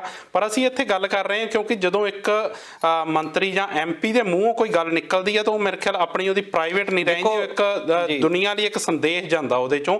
ਤੇ ਜਦੋਂ ਪ੍ਰਗਿਆ ਠਾਕੁਰ ਹੁਣੀ ਸਟੇਜ ਤੇ ਖੜ ਕੇ ਬਿਆਨ ਦਿੰਦੇ ਆ ਤੇ ਉਹ ਪਤਾ ਨਹੀਂ ਕਿੰਨੇ ਲੋਕਾਂ ਤੱਕ ਪਹੁੰਚਦਾ, ਹੋ ਸਕਦਾ ਉਹਦੇ ਵਿੱਚੋਂ ਕਿੰਨੇ ਲੋਕ ਇਹਨੂੰ ਮੰਨਣ ਵੀ, ਤੇ ਉਹਦੇ ਨਤੀਜੇ ਕੀ ਨਿਕਲਦੇ ਇਹਦੇ ਤੇ ਗੱਲ ਕਰਨੀ ਜ਼ਰੂਰੀ ਆ। ਦੇਖੋ ਇਹਦੇ ਵਿੱਚ ਧਰਮ ਤਾਂ ਹਿੰਦੂ ਧਰਮ ਵੀ ਨਹੀਂ ਕਹਿੰਦਾ ਕਿ ਉਹਦਾ ਮੂਤਰ ਪੀਓ, ਮੈਨੂੰ ਨਹੀਂ ਲੱਗਦਾ ਕਿ ਕਿਤੇ ਇਦਾਂ ਲਿਖਿਆ ਆ ਜੀ। ਹਾਂ ਗਊ ਮਾਤਾ ਆ, ਉਹਦਾ ਤਾਂ ਆਪਾਂ ਸਤਿਕਾਰ ਪੰਜਾਬ ਦੇ ਵਿੱਚ ਤੁਸੀਂ ਦੇਖ ਲਓ ਕਿੰਨਾ ਸਤਿਕਾਰ ਆ, ਅਸੀਂ ਘਰਾਂ ਦੇ ਵਿੱਚ ਰੱਖੀਆਂ ਨਹੀਂ ਗਾਵਾਂ, ਕਿੰਨਾ ਜ਼ਿਆਦਾ ਉਹਨਾਂ ਦੇ ਨਾਲ ਵਧੀਆ ਤਰੀਕੇ ਦੇ ਨਾਲ ਆਪਾਂ ਡੀਲ ਕਰਦੇ ਆ ਤੇ ਦੁੱਧ ਉਹਨਾਂ ਦਾ ਪੀਂਦੇ ਆ, ਸਾਡਾ ਸਤਿਕਾਰ ਆ ਪੂਰਾ ਅੱਜ ਵੀ। ਪਰ ਜੇ ਇਸ ਤਰੀਕੇ ਦੇ ਨਾਲ ਇਹਨਾਂ ਨੇ ਦੁਨੀਆ ਦੇ ਵਿੱਚ ਸਾਡੀ ਖੇਹ ਉਡਾ ਦਿੱਤੀ ਕਹਿ ਸਕਦੇ ਆ ਆਪਾਂ ਭਾਰਤੀ ਲੋਕਾਂ ਦੀ। ਇੱਕ ਪਾਸੇ ਜਿਹੜੇ ਲੋਕ ਨੇ ਉਹ ਸਾਇੰਟੀਫਿਕਲੀ ਕਰ ਰਹੇ ਆ, ਰਿਸਰਚ ਕਰ ਰਹੇ ਆ, ਟੀਕੇ ਬਣਾ ਰਹੇ ਆ, ਵੈਕਸੀਨ ਬਣ ਰਹੀਆਂ, ਤੇ ਦੂਜੇ ਪਾਸੇ ਅਸੀਂ ਆਹ ਇਲਾਜ ਦੱਸ ਰਹੇ ਆ। ਉਸ ਵੇਲੇ ਤਾਂ ਸਾਡੀ ਖਿੱਲੀ ਜਿਹੜੀ ਆ ਉੱਡਣੀ ਉਹ ਸੁਭਾਵਿਕ ਹੀ ਆ, ਉਦੋਂ ਖਿੱਲੀ ਸਾਡੀ ਉੱਡਦੀ ਆ ਜਦੋਂ ਪਾਥੀਆਂ ਲੈ ਕੇ ਲੋਕ ਅਮਰੀਕਾ ਨੂੰ ਚੜ ਜਾਂਦੇ ਆ। ਫਿਰ ਉਹਦੇ ਵਿੱਚ ਲੋਕੀ ਜਿਹੜੇ ਇੱਥੇ ਖਾਸ ਤੌਰ ਤੇ ਆਪਾਂ ਜਿਹੜੇ ਲੋਕ ਆ ਇੱਥੇ ਫਿਰ ਉਸ ਸਾਨੂੰ ਜਿਹੜੇ ਗੋਰੇ ਆ ਉਹ ਪੁੱਛਦੇ ਆ ਵੀ ਅੱਛਾ ਤੁਹਾਡੇ ਦੇਸ਼ 'ਚ ਇੱਦਾਂ ਹੁੰਦਾ, ਕਿਉਂਕਿ ਉਹਦੇ ਵਿੱਚ ਹੁਣ ਦੂਜਾ ਤੁਸੀਂ ਦੇਖੋ ਕਿ ਅਸੀਂ ਚਾਈਨੀਜ਼ ਲੋਕਾਂ ਨੂੰ ਝੱਟ, ਇੱਥੇ ਬਹੁਤ ਸਾਰੇ ਲੋਕ ਹੈਗੇ ਆ ਜਿਹੜੇ ਅੱਜ ਕੱਲ੍ਹ ਕਹਿੰਦੇ ਆ ਕਿ ਜਿਹੜਾ ਗਊ ਜਿਹੜੀ ਆ ਬਹੁਤ ਲਾਹੇਵੰਦ ਆ। ਉਹ ਲੋਕ ਇੱਦਾਂ ਦੀਆਂ ਮੈਂ ਪੋਸਟਾਂ ਪਹਿਲੀਆਂ ਦੇ ਵਿੱਚ ਦੇਖਦਾ ਰਿਹਾ ਜਦੋਂ ਉਹ ਕਹਿੰਦੇ ਸੀ ਕਿ ਚਾਈਨੀਜ਼ ਲੋਕ ਚੰਗੇ ਨਹੀਂ, ਇਹ ਲੋਕ ਸੱਪ ਵੀ ਖਾਂਦੇ ਆ, ਕੇਕੜੇ ਖਾਂਦੇ ਆ, ਡੱਡੂ ਖਾਂਦੇ ਆ। ਪਰ ਮੈਂ ਕਹਿੰਦਾ ਤੁਹਾਡੇ ਨਾਲ ਤਾਂ ਫੇਰ ਚੰਗੇ ਆ, ਕੋਈ ਇੱਕ ਚੀਜ਼ ਖਾਂਦੇ ਤਾਂ ਹੈ। ਪਰ ਜੇ ਇਸ ਤਰੀਕੇ ਦੇ ਨਾਲ ਹੁਣ ਚਾਈਨੀਜ਼ ਨੂੰ ਤੁਸੀਂ ਇਹ ਜੇ ਪੋਸਟ ਪਾਉਂਦੇ ਆ, ਜੇ ਉਹਨਾਂ ਨੂੰ ਅੰਡਰਸਟੈਂਡ ਉਹ ਕਰ ਜਾਣ ਸਾਡੀ ਭਾਸ਼ਾ, ਉਹ ਸਾਨੂੰ ਕਰ ਸਕਦੇ ਆ ਯਾਰ ਚਲੋ ਤੁਹਾਡੇ ਨਾਲੋਂ ਅਸੀਂ ਮਾੜੇ ਨਹੀਂ, ਅਸੀਂ ਘੱਟੋ ਘੱਟ ਆਹ ਚੀਜ਼ਾਂ ਜਿਹੜੀਆਂ ਖਾਂਦੇ ਆ। ਤੇ ਕਿੱਦਾਂ ਤੁਸੀਂ ਫਿਰ ਦੂਜੇ ਦੀ ਆਸਥਾ ਦੇ ਉੱਤੇ ਤੁਸੀਂ ਸਵਾਲ ਕਰ ਸਕਦੇ ਆ, ਪਰ ਆਪਣੀ ਤੁਸੀਂ ਆਸਥਾ ਸਹਿਣ ਨਹੀਂ ਕਰਦੇ। ਬਿਲਕੁਲ ਇਹੀ ਰੌਲਾ ਦਲਜੀਤ ਜੀ ਕਿ ਸਾਡੀ ਜਿਹੜੀ ਜੋ ਇਸ ਵੇਲੇ ਹਾਲਾਤ ਹੋਏ ਆ ਉਹ ਬਹੁਤ ਜ਼ਿਆਦਾ ਚਿੰਤਾ ਦਾ ਵਿਸ਼ਾ ਆ। ਤੇ ਪਰ ਸਾਡੀ ਜਿਹੜੀ ਗੌਰਮੈਂਟ ਆ ਉਹਦਾ ਧਿਆਨ ਹੋਰ ਬੰਨੇ ਲੱਗਾ ਆ। ਇੱਥੋਂ ਤੱਕ ਕਿ ਜਿਹੜੀ ਪ੍ਰਗਿਆ ਠਾਕੁਰ ਹੁਣਾਂ ਵੱਲੋਂ ਇਹ ਜਿਹੜਾ ਬਿਆਨ ਆਉਂਦਾ ਆ ਉਹਦਾ ਖੰਡਨ ਵੀ ਕਿਸੇ ਵੱਲੋਂ ਨਹੀਂ ਕੀਤਾ ਗਿਆ, ਜਿਹੜਾ ਕਿ ਖੰਡਨ ਕਰਨਾ ਬਹੁਤ ਜ਼ਰੂਰੀ ਆ। ਕਿਉਂਕਿ ਜੇ ਇਦਾਂ ਦੇ ਵਹਿਮ ਭਰਮ ਫੈਲਾਏ ਜਾਂਦੇ, ਹਾਲਾਂਕਿ ਭਾਰਤ ਦੇ ਵਿੱਚ ਵਹਿਮ ਭਰਮਾਂ ਦੀ ਪਹਿਲਾਂ ਹੀ ਕੋਈ ਕਮੀ ਨਹੀਂ, ਪਰ ਜਦੋਂ ਇਦਾਂ ਦੇ ਬਿਆਨ ਦਿੱਤੇ ਜਾਂਦੇ ਤਾਂ ਉਹਦਾ ਖੰਡਨ ਕਰਨਾ ਬਹੁਤ ਜ਼ਰੂਰੀ ਹੋ ਜਾਂਦਾ। ਇੱਥੇ ਦਲਜੀਤ ਜੀ ਮੈਂ ਟਿੱਪਣੀਆਂ ਦੀ ਗੱਲ ਕਰਾਂ ਤਾਂ ਸਭ ਤੋਂ ਪਹਿਲਾਂ ਤਾਂ ਗੁਰਇਕਬਾਲ ਬਰਾੜ ਹੁਣਾਂ ਦੀ ਟਿੱਪਣੀ ਆਈ, ਉਹ ਪ੍ਰੋਗਰਾਮ ਨੂੰ ਪਸੰਦ ਕਰ ਰਹੇ, ਸੋ ਤੁਹਾਡਾ ਬਹੁਤ ਬਹੁਤ ਧੰਨਵਾਦ ਬਰਾੜ ਸਾਹਿਬ। ਨਾਲ ਦੀ ਨਾਲ ਅਜੇਪਾਲ ਥਿੰਦ ਹੁਣੀ ਕਹਿ ਰਹੇ ਕਿ ਕਰੋਨਾ ਨੂੰ ਲੈ ਕੇ ਬਹੁਤ ਬੁਰਾ ਹਾਲ ਹੋ ਚੁੱਕਾ ਹੈ ਇਸ ਵੇਲੇ, ਕੋਈ ਐਸਾ ਸ਼ਾਇਦ ਪਿੰਡ ਬਚਿਆ ਹੋਵੇ ਜਿਹਦੇ ਵਿੱਚ ਕਰੋਨਾ ਦਾ ਮਰੀਜ਼ ਨਾ ਹੋਵੇ, ਨਹੀਂ ਤਾਂ ਜਿਹੜੇ ਪਹਿਲੋਂ ਕਹੇ ਜਾਂਦੇ ਸੀ ਕਿ ਪਿੰਡਾਂ ਤੱਕ ਪਹੁੰਚਿਆ ਨਹੀਂ ਕਰੋਨਾ, ਪਰ ਇਸ ਵਕਤ ਪਿੰਡਾਂ 'ਚ ਵੀ ਇਹਦੀ ਮਾਰ ਜਿਹੜੀ ਆ ਉਹ ਪਹੁੰਚ ਚੁੱਕੀ ਹੈ। ਨਾਲ ਦੀ ਨਾਲ RK ਕੁਮਾਰ ਹੁਣੀ ਉਹ ਬੰਗਾਲ ਦੀ ਗੱਲ ਕਰਨਾ ਚਾਹੁੰਦੇ, ਉਹ ਕਹਿੰਦੇ ਕਿ ਉਹ ਬੰਗਾਲ ਦੇ ਵਿੱਚ ਜੇ ਮਮਤਾ ਨਹੀਂ ਤਾਂ ਹੋਰ ਕੋਈ ਵੀ ਨਹੀਂ। ਉਹ ਮੇਰੇ ਖਿਆਲ ਉਹਦੇ ਤੇ ਵੀ RK ਕੁਮਾਰ ਜੀ ਅਸੀਂ ਜ਼ਰੂਰ ਗੱਲ ਕਰਾਂਗੇ। ਨਾਲ ਦੇ ਨਾਲ ਰੋਸ਼ਨ ਲਾਲ ਹੁਣੀ ਉਹ ਪ੍ਰੋਗਰਾਮ ਨੂੰ ਪਸੰਦ ਕਰ ਰਹੇ ਆ, ਤੇ ਨਾਲ ਗੁਰਪ੍ਰੀਤ ਬਰਾੜ ਹੁਣੀ ਉਹ ਵੀ ਪ੍ਰੋਗਰਾਮ ਪਸੰਦ ਕਰ ਰਹੇ। ਸੋ ਤੁਹਾਡਾ ਜਿੰਨਾ ਵੀ ਦੋਸਤਾਂ ਦੀਆਂ ਟਿੱਪਣੀਆਂ ਇਹ ਤੁਹਾਡਾ ਬਹੁਤ ਬਹੁਤ ਧੰਨਵਾਦ ਦੋਸਤੋ। ਦਲਜੀਤ ਜੀ ਆਪਾਂ ਕਰੋਨਾ ਵਾਇਰਸ ਦੀ ਗੱਲ ਕਰ ਰਹੇ ਸੀ ਤਾਂ ਇੱਕ ਭੋਪਾਲ 'ਚ ਰਿਪੋਰਟ ਆਈ ਆ ਜਿਹਦੇ ਵਿੱਚ ਦੱਸਿਆ ਗਿਆ ਕਿ ਭੋਪਾਲ ਦੇ ਸ਼ਮਸ਼ਾਨ ਘਾਟਾਂ ਦੇ ਜੇ ਵੇਰਵਾ ਵੇਖੀਏ ਉੱਥੇ 3800 ਤੋਂ ਵੀ ਵੱਧ ਮੌਤਾਂ ਹੋ ਚੁੱਕੀਆਂ, ਪਰ ਜਦ ਕਿ ਸਰਕਾਰੀ ਅੰਕੜਾ ਜਿਹੜਾ ਆ ਉਹ ਸਿਰਫ 104 ਮੌਤਾਂ ਦਾ। ਇੱਥੋਂ ਆਪਾਂ ਨੂੰ ਅੰਦਾਜ਼ਾ ਹੋ ਸਕਦਾ ਕਿ ਕਿਸ ਤਰੀਕੇ ਨਾਲ ਜਿਹੜੇ ਸਰਕਾਰੀ ਅੰਕੜੇ ਆ ਉਹ ਸੱਚਾਈ ਤੋਂ ਕਿੰਨੀ ਦੂਰ ਆ। ਉਹਦੇ ਵਿੱਚ ਇੱਦਾਂ ਆਪਾਂ ਰੱਖ ਲਈਏ ਕਿ ਸਾਡਾ ਜਿਹੜਾ ਸਿਸਟਮ ਆ ਉਹਨੂੰ ਰਿਕਾਰਡਿੰਗ ਨਹੀਂ ਕਰ ਸਕਦੇ ਆਪਾਂ, ਇਹ ਸਿਸਟਮ ਚਾਹੇ ਕੋਈ ਵੀ ਸਰਕਾਰਾਂ ਹੋਣ ਇਹਦੇ ਵਿੱਚ ਇਹ ਆਪਾਂ ਰੱਖ ਸਕਦੇ ਹਾਂ, ਕਿਉਂਕਿ ਕਾਰਨ ਉਹਦਾ ਇਹ ਆ ਕਿ ਬਹੁਤ ਸਾਰੇ ਲੋਕ ਆ ਉਹ ਟੈਸਟਿੰਗ ਲਈ ਜਾਂਦੇ ਹੀ ਨਹੀਂ। ਫਿਰ ਤੁਸੀਂ ਸਾਡੇ ਜਿਹੜੇ ਟੈਸਟਿੰਗ ਸੈਂਟਰ ਬਣਾਏ ਗਏ ਆ ਉਹ ਬਹੁਤ ਦੂਰ ਆ, ਕਈ ਤਾਂ ਸੈਂਟਰ ਜਿਹੜੇ ਆ ਕਿਉਂਕਿ ਤਹਿਸੀਲਾਂ ਦੇ ਵਿੱਚ ਜਾਂ ਜ਼ਿਲ੍ਹਿਆਂ ਦੇ ਵਿੱਚ ਬਣਾਏ ਗਏ ਆ। ਮੰਨ ਲਓ ਕਿ ਸਾਡਾ ਪਿੰਡ ਹੁਣ ਰੱਖ ਲਓ ਵੀ ਫਗਵਾੜਾ ਤੋਂ 20 ਕਿਲੋਮੀਟਰ ਹੋਣਾ, ਹੁਣ ਸਾਡੇ ਕੋਲ ਫਗਵਾੜੇ ਤੋਂ ਨੇੜੇ ਕੋਈ ਹੈ ਹੀ ਨਹੀਂ, ਸਾਡੇ ਤੋਂ ਅੱਗੇ ਵੀ ਬਹੁਤ ਸਾਰੇ ਪਿੰਡ ਹੈਗੇ ਆ ਜਿਨ੍ਹਾਂ ਨੂੰ ਜਾਂ ਜਲੰਧਰ ਜਾਣਾ ਪੈਣਾ ਜਾਂ ਨਵਾਂਸ਼ਹਿਰ ਜਾਣਾ ਪੈਣਾ, ਹਰ ਦਾ ਇਹੀ ਹਾਲਾਤ ਆ। ਹੁਣ ਐਡੀ ਦੂਰ ਤੱਕ ਪਹਿਲਾਂ ਤਾਂ ਇਹ ਆ ਕਿ ਕਰੋਨਾ ਵਾਲਾ ਜਿਹੜਾ ਜਾਊਗਾ ਵੀ ਕਿੰਨੇ ਮਰੀਜ਼ਾਂ ਨੂੰ ਇਨਫੈਕਟਡ ਕਰ ਸਕਦਾ। ਫਿਰ ਤੁਸੀਂ ਲੋਕਡਾਊਨ ਇਦਾਂ ਦਾ ਕੀਤਾ ਆ, ਹਰ ਬੰਦੇ ਨੂੰ ਪੁਲਿਸ ਵਾਲਾ ਮਾਫ ਕਰਿਓ ਦਲਜੀਤ ਜੀ ਮੈਂ ਰੋਕ ਰਿਹਾ ਤੁਹਾਨੂੰ, ਪਰ ਸਰਕਾਰਾਂ ਦਾ ਕੰਮ ਇਹੀ ਹੁੰਦਾ ਜਦੋਂ ਮਹਾਂਮਾਰੀ ਤੁਹਾਡੇ ਸਿਰ ਤੇ ਖੜੀ ਆ, ਇਸ ਤਾਦਾਦ ਦੇ ਵਿੱਚ ਮੌਤਾਂ ਹੋ ਰਹੀਆਂ ਤਾਂ ਉਦੋਂ ਸੈਂਟਰ ਬਣਾਉਣੇ ਜਾਂ ਜਿਹੜੀਆਂ ਫੈਸਿਲਿਟੀ ਫੈਸਿਲਿਟੀਆਂ ਦੇਣੀਆਂ ਉਹ ਸਰਕਾਰਾਂ ਦਾ ਕੰਮ ਆ। ਬਿਲਕੁਲ, ਇਹ ਜੇ ਅਸੀਂ ਕੰਪੇਅਰ ਕਰੀਏ ਇੱਥੇ ਦੇ ਨਾਲ ਉਹ ਤਾਂ ਉਹਦੇ ਵਿੱਚ ਤਾਂ ਸਾਨੂੰ ਇਹ ਮੰਨਣੀ ਪੈਣੀ ਹੈ ਗੱਲ। ਪਰ ਜਦੋਂ ਸਿਸਟਮ ਹੀ ਸਾਡਾ ਉਸ ਤਰੀਕੇ ਦੇ ਨਾਲ ਕੰਮ ਨਹੀਂ ਕਰਦਾ, ਦੇਖੋ 5 ਸਾਲਾ ਯੋਜਨਾਵਾਂ ਬਣਦੀਆਂ ਉਹਦੇ ਵਿੱਚ ਇਹੀ ਹੁੰਦਾ ਤੇ ਅਸੀਂ 10 ਸਾਲਾਂ ਬਾਅਦ ਮਰਦਮਸ਼ੁਮਾਰੀ ਕਰਾਉਂਦੇ ਆ ਜੀ। ਬਹੁਤ ਸਾਰੇ ਲੋਕਾਂ ਨੂੰ ਇਹ ਨਹੀਂ ਪਤਾ ਕਿ ਮਰਦਮਸ਼ੁਮਾਰੀ ਕਰਿਆ ਉੱਤੇ ਬੰਦੇ ਗਿਣਦੇ ਆ, ਪਤਾ ਇਹ ਹੁੰਦਾ ਵੀ ਬੰਦੇ ਕਿੰਨੇ ਕੁ ਪੈਦਾ ਹੋ ਗਏ ਆ, ਤੁਸੀਂ ਰਜਿਸਟ੍ਰੇਸ਼ਨ ਕਰਵਾਉਂਦੇ ਆ, ਪਰ ਫੇਰ ਵੀ ਉਹ ਗਿਣਦੇ ਆ। ਗਿਣ ਕੇ ਉਹਦੇ ਵਿੱਚ ਸਾਰਾ ਡਾਟਾ ਉਹ ਇਕੱਠਾ ਕਰਦੇ ਆ। ਡਾਟਾ ਇਕੱਠਾ ਕਰਨ ਦਾ ਮਤਲਬ ਇਹੀ ਹੁੰਦਾ ਕਿ ਅਸੀਂ ਆਪਣੀਆਂ ਜਿਹੜੀਆਂ ਸਹੂਲਤਾਂ ਆ ਕਿੱਥੇ ਤੱਕ ਪਹੁੰਚਾਉਣੀਆਂ ਜੀ। ਸਾਡੀ ਕਿੰਨੀ ਜਨਰੇਸ਼ਨ ਹੋ ਗਈ, ਉਹਦੇ ਮਗਰ ਕਿੱਡਿਆਂ ਦੇ ਮਗਰ ਅਸੀਂ ਹਸਪੀਟਲ ਬਣਾਉਣੇ ਆ, ਕਿੰਨਿਆਂ ਦੇ ਮਗਰ ਅਸੀਂ ਐਜੂਕੇਸ਼ਨ ਬਣਾਉਣਾ। ਜਿਹੜਾ ਜਨਰਲ ਬਜਟ ਬਣਦਾ ਹੈ ਗਵਰਨਮੈਂਟ ਦਾ ਉਹ ਵੀ ਇਸੇ ਆਧਾਰ ਦੇ ਉੱਤੇ ਹੁੰਦਾ, ਉਹਦੇ ਉੱਤੇ ਡਾਟਾ ਲਿਆ ਜਾਂਦਾ। ਪਰ ਗਵਰਨਮੈਂਟ ਤਾਂ ਚੱਲ ਰਹੀ ਅੱਜ ਤੋਂ 15-20 ਸਾਲ ਪੁਰਾਣੇ ਡਾਟੇ ਦੇ ਉੱਤੇ, ਹੁਣ ਤੱਕ ਕਿੱਦਾਂ ਐਡਵਾਂਸ ਹੋ ਜਾਣਗੇ। ਫਿਰ ਸਰਕਾਰੀ ਜਿੰਨੀਆਂ ਵੀ ਚੀਜ਼ਾਂ ਆ ਉਹਨਾਂ ਦਾ ਜਲੂਸ ਇੰਨਾ ਕੱਢ ਦਿੱਤਾ। ਪ੍ਰਾਈਵੇਟ ਉਹੀ ਚੀਜ਼ਾਂ, ਉਹੀ ਬਿਲਡਿੰਗ, ਉਹੀ ਡਾਕਟਰ ਜਦੋਂ ਪ੍ਰਾਈਵੇਟ ਬਣ ਜਾਂਦੇ ਆ ਉਹ 100% ਪ੍ਰੋਫਿਟ ਦੇਣਾ ਸ਼ੁਰੂ ਕਰ ਦਿੰਦੇ ਆ। ਪਰ ਜਦੋਂ ਕੋਈ ਵੀ ਪ੍ਰਾਈਵੇਟ ਚੀਜ਼ ਜਦੋਂ ਸਰਕਾਰੀਕਰਨ ਹੋ ਜਾਵੇ, ਉਦੋਂ ਸਰਕਾਰੀ ਆ ਜਾਵੇ, ਇਹ ਤਾਂ ਉਹ ਘਾਟੇ ਜਾਣਾ ਸ਼ੁਰੂ ਹੋ ਜਾਂਦਾ। ਚਾਹੇ ਉਹ ਆਪਾਂ ਰੇਲਵੇ ਦੀ ਗੱਲ ਕਰ ਲਈਏ, ਚਾਹੇ ਆਪਾਂ ਉਹ 에ਅਰਲਾਈਨਸ ਦੀ ਗੱਲ ਕਰ ਲਈਏ, ਚਾਹੇ ਉਹ ਆਪਾਂ ਮੈਡੀਕਲ ਸੇਵਾਵਾਂ ਦੀ, ਚਾਹੇ ਐਜੂਕੇਸ਼ਨ ਦੀ ਗੱਲ ਕਰ ਲਈਏ, ਕਿਤੇ ਵੀ ਪਾਸੇ ਚਲੇ ਜਾਈਏ ਇਹਦਾ ਮਤਲਬ ਕੀ ਹੋਇਆ ਕਿ ਸਾਡੀ ਨੀਅਤ ਦੇ ਵਿੱਚ ਸ਼ੱਕ ਆ ਜੀ। ਹੁਣ ਆ ਤੁਸੀਂ ਪੱਛਮੀ ਬੰਗਾਲ ਦੀ ਗੱਲ ਦੇਖ ਲਓ, ਤੇ ਪੱਛਮੀ ਬੰਗਾਲ ਦੇ ਵਿੱਚ ਆ CBI ਦੇ ਜਿਹੜੇ ਰੇਡ ਪਏ ਆ ਉਹਦੇ ਵਿੱਚ ਉਹ ਭ੍ਰਿਸ਼ਟ ਅਧਿਕਾਰੀ ਆ ਕਿੱਦਾਂ ਗੱਲਾਂ ਕਰਦੇ ਆ ਕਿ ਤੁਸੀਂ ਜੀ ਸਾਡਾ ਹਿੱਸਾ ਵਿੱਚ ਰੱਖ ਲਓ ਜੀ। ਇਦਾਂ ਦੀ ਬਹੁਤ ਸਾਰੇ ਤਹਿਲਕਾ ਦੇ ਵਿੱਚ ਕਿੰਨੇ ਕੁਛ ਆਇਆ। ਇੱਕ ਭਾਜਪਾ ਦਾ ਪਹਿਲਾ ਪ੍ਰਧਾਨ ਹੁੰਦਾ ਸੀ ਸਾਬਕਾ ਬੰਗਾਰੂ ਲਕਸ਼ਮਣ, ਉਹ ਤਾਂ ਪੈਸੇ ਸਿੱਧੇ ਲੈਂਦਾ। ਤੇ ਇਸ ਕਰਕੇ ਜਿਹੜੀਆਂ ਸਾਡੀਆਂ ਸਰਕਾਰਾਂ ਦੇ ਵਿੱਚ ਲੋਕ ਨੇ ਇਹ ਇੰਨੇ ਜ਼ਿਆਦਾ ਭ੍ਰਿਸ਼ਟ ਹੋ ਚੁੱਕੇ ਨੇ ਕਿ ਉਹ ਜਿਹੜੀਆਂ ਯੋਜਨਾਵਾਂ ਬਣਦੀਆਂ ਵੀ ਆ ਉਹ ਬਸ ਕਾਗਜ਼ਾਂ ਤੱਕ ਹੀ ਸੀਮਤ ਰਹਿ ਜਾਂਦੀਆਂ ਜੀ। ਪਰ ਤੁਸੀਂ ਬੰਗਾਲ ਦੀ ਗੱਲ ਕੀਤੀ ਦਲਜੀਤ ਜੀ, ਇਹਦੀ ਵੀ ਗੱਲ ਕਰ ਹੀ ਲੈਂਦੇ ਆਪਾਂ। ਬੰਗਾਲ ਦੀ ਗੱਲ ਕੀਤੀ ਜਿਹ 'ਚ CBI ਰੇਡਸ ਹੋ ਰਹੀਆਂ, ਉਹਦੇ ਵਿੱਚ ਮਮਤਾ ਸਰਕਾਰ ਦੇ ਜਿਹੜੇ ਮੰਤਰੀ ਆ ਉਹਨਾਂ ਨੂੰ ਗ੍ਰਿਫਤਾਰ ਕੀਤਾ ਗਿਆ। ਪਰ ਜਿਹੜੇ ਮਮਤਾ ਹੁਣਾਂ ਦੇ ਬਰਖਲਾਫ ਐਰਕੀ ਵੋਟਾਂ ਜਿਨ੍ਹਾਂ ਨੇ ਇਲੈਕਸ਼ਨ ਲੜੇ, ਜਿਹੜੇ ਮਮਤਾ ਹੁਣਾਂ ਦੀ ਜਿਹੜੀ ਉਹਦੇ ਪਾਰਟੀ ਦੇ ਵਿੱਚ ਸੀ, ਉਹ ਜਦੋਂ BJP ਚਲੇ ਗਏ, ਪਹਿਲਾਂ ਉਹਨਾਂ ਤੇ ਵੀ ਇਹੀ ਦੋਸ਼ ਲੱਗਦੇ ਹੁੰਦੇ ਸੀ, ਪਰ ਉਹ ਜਦੋਂ BJP ਚਲੇ ਗਏ ਉਹ ਦੁੱਧ ਧੋਤੇ ਹੋ ਗਏ। ਜਿਹੜਾ BJP ਕੋਲ ਇਹੋ ਜਿਹਾ ਕਿਹੜਾ ਗੰਗਾ ਜਲ ਹੈ ਜਿਹਦੇ 'ਚ ਜਾਣ ਨਾਲ ਹੀ ਸਾਰੇ ਪਾਪ ਧੋਤੇ ਜਾਂਦੇ? ਦੇਖੋ ਇਹ ਗੰਗਾ ਜਲ ਸਾਰਿਆਂ ਕੋਲੇ ਹੁੰਦਾ ਜਿਹੜਾ ਸੈਂਟਰ ਦੇ ਵਿੱਚ ਹੋਵੇ ਜੀ। ਇਹ ਪਹਿਲਾਂ ਕਾਂਗਰਸ ਦੇ ਕੋਲ ਹੁੰਦਾ ਸੀ ਜੀ, ਹੁਣ ਇਹ ਅੱਜ ਕੱਲ੍ਹ ਭਾਜਪਾ ਦੇ ਕੋਲ ਆ। ਤੇ ਅਗਲੀ ਵਾਰ ਨੂੰ ਜਿਹੜੀ ਵੀ ਸਰਕਾਰ ਆਵੇ, ਚਾਹੇ ਭਾਜਪਾ ਦੀ, ਚਾਹੇ ਕਾਂਗਰਸ ਦੀ, ਚਾਹੇ ਕੋਈ ਹੋਰ, ਉਹਨਾਂ ਦੇ ਕੋਲ ਵੀ ਇੱਦਾਂ ਹੀ ਹੋਣਾ। ਹਰ ਕੋਈ ਆਪਣਾ ਕੰਮ ਚਲਾ ਰਿਹਾ, ਆਪਣਾ ਸਿਸਟਮ ਦਬੋਚ ਰਿਹਾ, ਸਿਸਟਮ ਦੀਆਂ ਜਾਨੀ ਖਿੱਲੀਆਂ ਜਿਹੜੀਆਂ ਉਡਾ ਰਿਹਾ।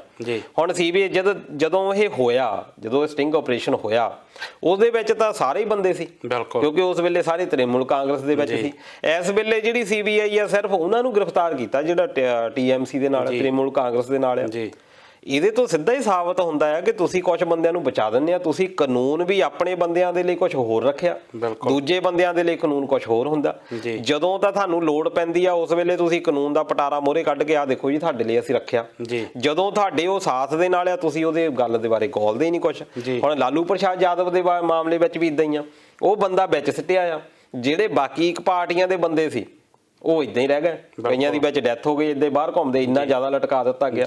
ਇਸ ਕਰਕੇ ਇਹਦੇ ਵਿੱਚ ਤਾਂ ਟਾਰਗੇਟ ਕੀਤਾ ਜਾਂਦਾ, ਚੂਜ਼ ਕੀਤਾ ਜਾਂਦਾ, ਫਿਰ ਉਹਨੂੰ ਨਿਸ਼ਾਨਾ ਬਣਾਇਆ ਜਾਂਦਾ, ਆਪਣੀ ਦੇਖਿਆ ਜਾਂਦਾ ਕਿ ਸਾਡੀਆਂ ਰਾਜਨੀਤਿਕ ਮਨਸ਼ਾਂ ਜਿਹੜੀਆਂ ਆ ਉਹਨਾਂ ਨੂੰ ਕਿੱਦਾਂ ਅਸੀਂ ਸਹੀ ਕਰੀਏ। ਪਰ ਇਹ ਸਾਡੇ ਲੋਕਾਂ ਨੂੰ ਵੀ ਸਮਝਣਾ ਪੈਣਾ ਕਿ ਤੁਸੀਂ ਇੰਨੇ ਜ਼ਿਆਦਾ ਅੰਨੇ ਭਗਤ ਨਾ ਬਣੋ, ਤੁਸੀਂ ਆਪਣੇ ਲੋਕਾਂ ਦਾ ਵੀ ਨੁਕਸਾਨ ਹੋਣਾ। ਇੰਨੀ ਜ਼ਿਆਦਾ ਹਿੰਸਾ ਹੋਈ ਆ ਜੀ, ਜਿਹੜੇ ਅਮਿਤ ਸ਼ਾਹ ਹੋਣੀ ਆ, ਨਰਿੰਦਰ ਮੋਦੀ ਹੋਣੀ ਆ, ਮਮਤਾ ਬੈਨਰਜੀ ਹੋਣੀ ਆ, ਉਹ ਤਾਂ ਘਰ ਬਹਿ ਗਏ। ਪਰ ਜਿਨ੍ਹਾਂ ਦੇ ਲੋਕ ਮਰ ਗਏ ਆ ਕੀ ਉਹ ਵਾਪਸ ਆ ਜਾਣਗੇ ਹੁਣ? ਇਸ ਕਰਕੇ ਤੁਹਾਨੂੰ ਵੋਟ ਪਾਉਣ ਦਾ ਅਧਿਕਾਰ ਦਿੱਤਾ ਗਿਆ, ਤੁਸੀਂ ਸਿਲੈਕਸ਼ਨ ਸਿਰਫ ਕਰਨੀ ਆ, ਅੰਦਰ ਜਾਓ, ਐਡਾ ਰੌਲਾ ਪਾਉਣ ਦੀ ਕੀ ਲੋੜ ਆ? ਰੌਲਾ ਦਲਜੀਤ ਜੀ ਇਹੀ ਆ ਨਾ ਕਿ ਲੋਕਾਂ ਨੂੰ ਰੱਖਿਆ ਆ ਸਿਰਫ ਵੋਟ ਪਾਉਣ ਲਈ ਤੇ ਲੜਨ ਲਈ। ਜਿਹੜੇ ਮੰਤਰੀ ਆ ਜਾਂ ਜਿਹੜੇ ਸਾਡੇ ਰਾਜਨੇਤਾ ਆ ਉਹ ਸਿਰਫ ਰਾਜ ਕਰਨਾ ਜਾਣਦੇ ਆ। ਕਹਿੰਦੇ ਹੁੰਦੇ ਰਾਜ ਨਹੀਂ ਸੇਵਾ, ਪਰ ਸੇਵਾ ਉਹਨਾਂ ਨੂੰ ਆਉਂਦੀ ਨਹੀਂ, ਉਹ ਸਿਰਫ ਰਾਜ ਕਰਦੇ ਆ। ਤਾਂ ਲੋਕਾਂ ਨੂੰ ਵੱਖੋ ਵੱਖਰੇ ਪੱਤਿਆਂ ਦੇ, ਕਦੀ ਧਰਮ ਦੇ ਨਾਂ ਤੇ, ਕਦੀ ਰੰਗ ਦੇ ਨਾਂ ਤੇ ਲੜਾਉਣਾ ਜਾਣਦੇ ਆ, ਤੇ ਉਹ ਹਮੇਸ਼ਾ ਆਪਣੇ ਮੇਰੇ ਮਨਸੂਬੇ ਆ ਉਹਨਾਂ 'ਚ ਕਾਮਯਾਬ ਹੁੰਦੇ ਆ। ਹੁਣ ਆਪਾਂ ਜੇ ਇਹਦੀ ਗੱਲ ਕਰੀਏ ਦੁਬਾਰਾ ਕਰੋਨਾ ਵਾਇਰਸ ਦੀ, ਤੇ ਇੱਥੇ ਕੇਜਰੀਵਾਲ ਹੁਣਾਂ ਨੇ ਇੱਕ ਸਿੰਗਾਪੁਰ ਵੇਰੀਐਂਟ ਦੀ ਗੱਲ ਕੀਤੀ ਕਿ ਜਿਹੜੇ ਬੱਚਿਆਂ ਤੇ ਕਾਫੀ ਪ੍ਰਭਾਵ ਛੱਡ ਰਿਹਾ, ਉਹਦਾ ਵੀ ਕਾਫੀ ਵਿਵਾਦ ਪਿਆ ਹੋਇਆ, ਉੱਤੇ ਕੀ ਕਹਿਣਾ ਚਾਹੋਗੇ? ਦੇਖੋ ਇਹ ਮੀਡੀਆ ਦੇ ਵਿੱਚ ਰਿਪੋਰਟ ਇੱਕ ਛਪੀ ਸੀ ਕਿ ਉਹਦੇ ਇੱਕ ਇੱਦਾਂ ਦਾ ਨਵਾਂ ਵੇਰੀਐਂਟ ਆਇਆ ਸਿੰਗਾਪੁਰ ਤੋਂ, ਜਿਹੜਾ ਕਿ ਬੱਚਿਆਂ ਦੇ ਲਈ ਬੜਾ ਘਾਤਕ ਆ ਜੀ। ਪਤਾ ਨਹੀਂ ਤਾਂ ਕੇਜਰੀਵਾਲ ਸਾਹਿਬ ਨੇ ਰਿਸਰਚ ਨਹੀਂ ਕੀਤੀ, ਪਰ ਇੱਕ ਅਹਿਮ ਜ਼ਿੰਮੇਵਾਰੀ ਹੋਣ ਦੇ ਕਰਕੇ ਉਹਨਾਂ ਨੂੰ ਬਿਆਨ ਜਿਹੜੇ ਆ ਬੜੇ ਸੋਚ ਸਮਝ ਕੇ ਦੇਣੇ ਚਾਹੀਦੇ ਆ ਜੀ। ਪਹਿਲੀ ਗੱਲ ਤਾਂ ਇਹ ਆ ਕਿ ਜਿਹੜੀਆਂ ਸਟੇਟ ਦੀਆਂ ਸਰਕਾਰਾਂ ਹੁੰਦੀਆਂ ਉਹਨਾਂ ਦੇ ਕੋਲ ਜਿਹੜੇ ਬਾਹਰਲੇ ਦੇਸ਼ਾਂ ਦੇ ਮਾਮਲੇ ਆ ਉਹ ਨਹੀਂ ਅਧਿਕਾਰ ਖੇਤਰ ਦੇ ਵਿੱਚ ਨਹੀਂ ਆਉਂਦੇ। ਇਸ ਕਰਕੇ ਜਿਹੜੇ ਸਾਡੇ ਅਧਿਕਾਰ ਖੇਤਰ ਦੇ ਵਿੱਚ ਹੀ ਨਹੀਂ ਆਉਂਦੇ, ਤੁਸੀਂ ਕਿਉਂ ਉਹਨੂੰ ਕਰ ਰਹੇ ਆ ਇਸ ਮਾਮਲੇ ਦੇ ਵਿੱਚ। ਪਰ ਕੇਜਰੀਵਾਲ ਸਾਹਿਬ ਵੀ ਆ ਕਈ ਵਾਰੀ ਇਹ ਜਾਣੀ ਜਿੱਦਾਂ ਆਊਟ ਆਫ ਕੰਟਰੋਲ ਹੋ ਜਾਂਦੇ ਆ। ਇਹਨਾਂ ਨੇ ਉਹ ਸਿੰਗਾਪੁਰ ਨਾਲ ਕਰ ਦਿੱਤਾ। ਹੁਣ ਸਿੰਗਾਪੁਰ ਜੇ ਦੇਖਿਆ ਜਾਵੇ, ਅਸੀਂ ਤਾਂ ਆਪ ਇੱਥੇ ਕਹਿੰਦੇ ਰਹੇ ਆ ਵੱਖਰੇ ਵੱਖਰੇ ਦੇਸ਼ਾਂ ਨੇ, ਅਮਰੀਕਾ ਤੋਂ ਇੰਨੀ ਜ਼ਿਆਦਾ ਮਦਦ ਆਈ ਆ, ਯੂਰਪੀਅਨ ਯੂਨੀਅਨਸ ਨੇ ਇੰਨੀ ਜ਼ਿਆਦਾ ਮਦਦ ਕੀਤੀ ਆ ਸਾਡੀ, ਈਵਨ ਕਿ ਅਰਬ ਕੰਟਰੀਆਂ ਨੇ, UAE, ਸਾਊਦੀ ਅਰਬ, ਉਹਨਾਂ ਨੇ ਸਾਡੀ ਹੁਣ ਤੱਕ ਇੰਨੀ ਮਦਦ ਕੀਤੀ ਆ। ਉਹਨਾਂ ਵਿੱਚ ਸਿੰਗਾਪੁਰ ਵੀ ਆ ਜੀ।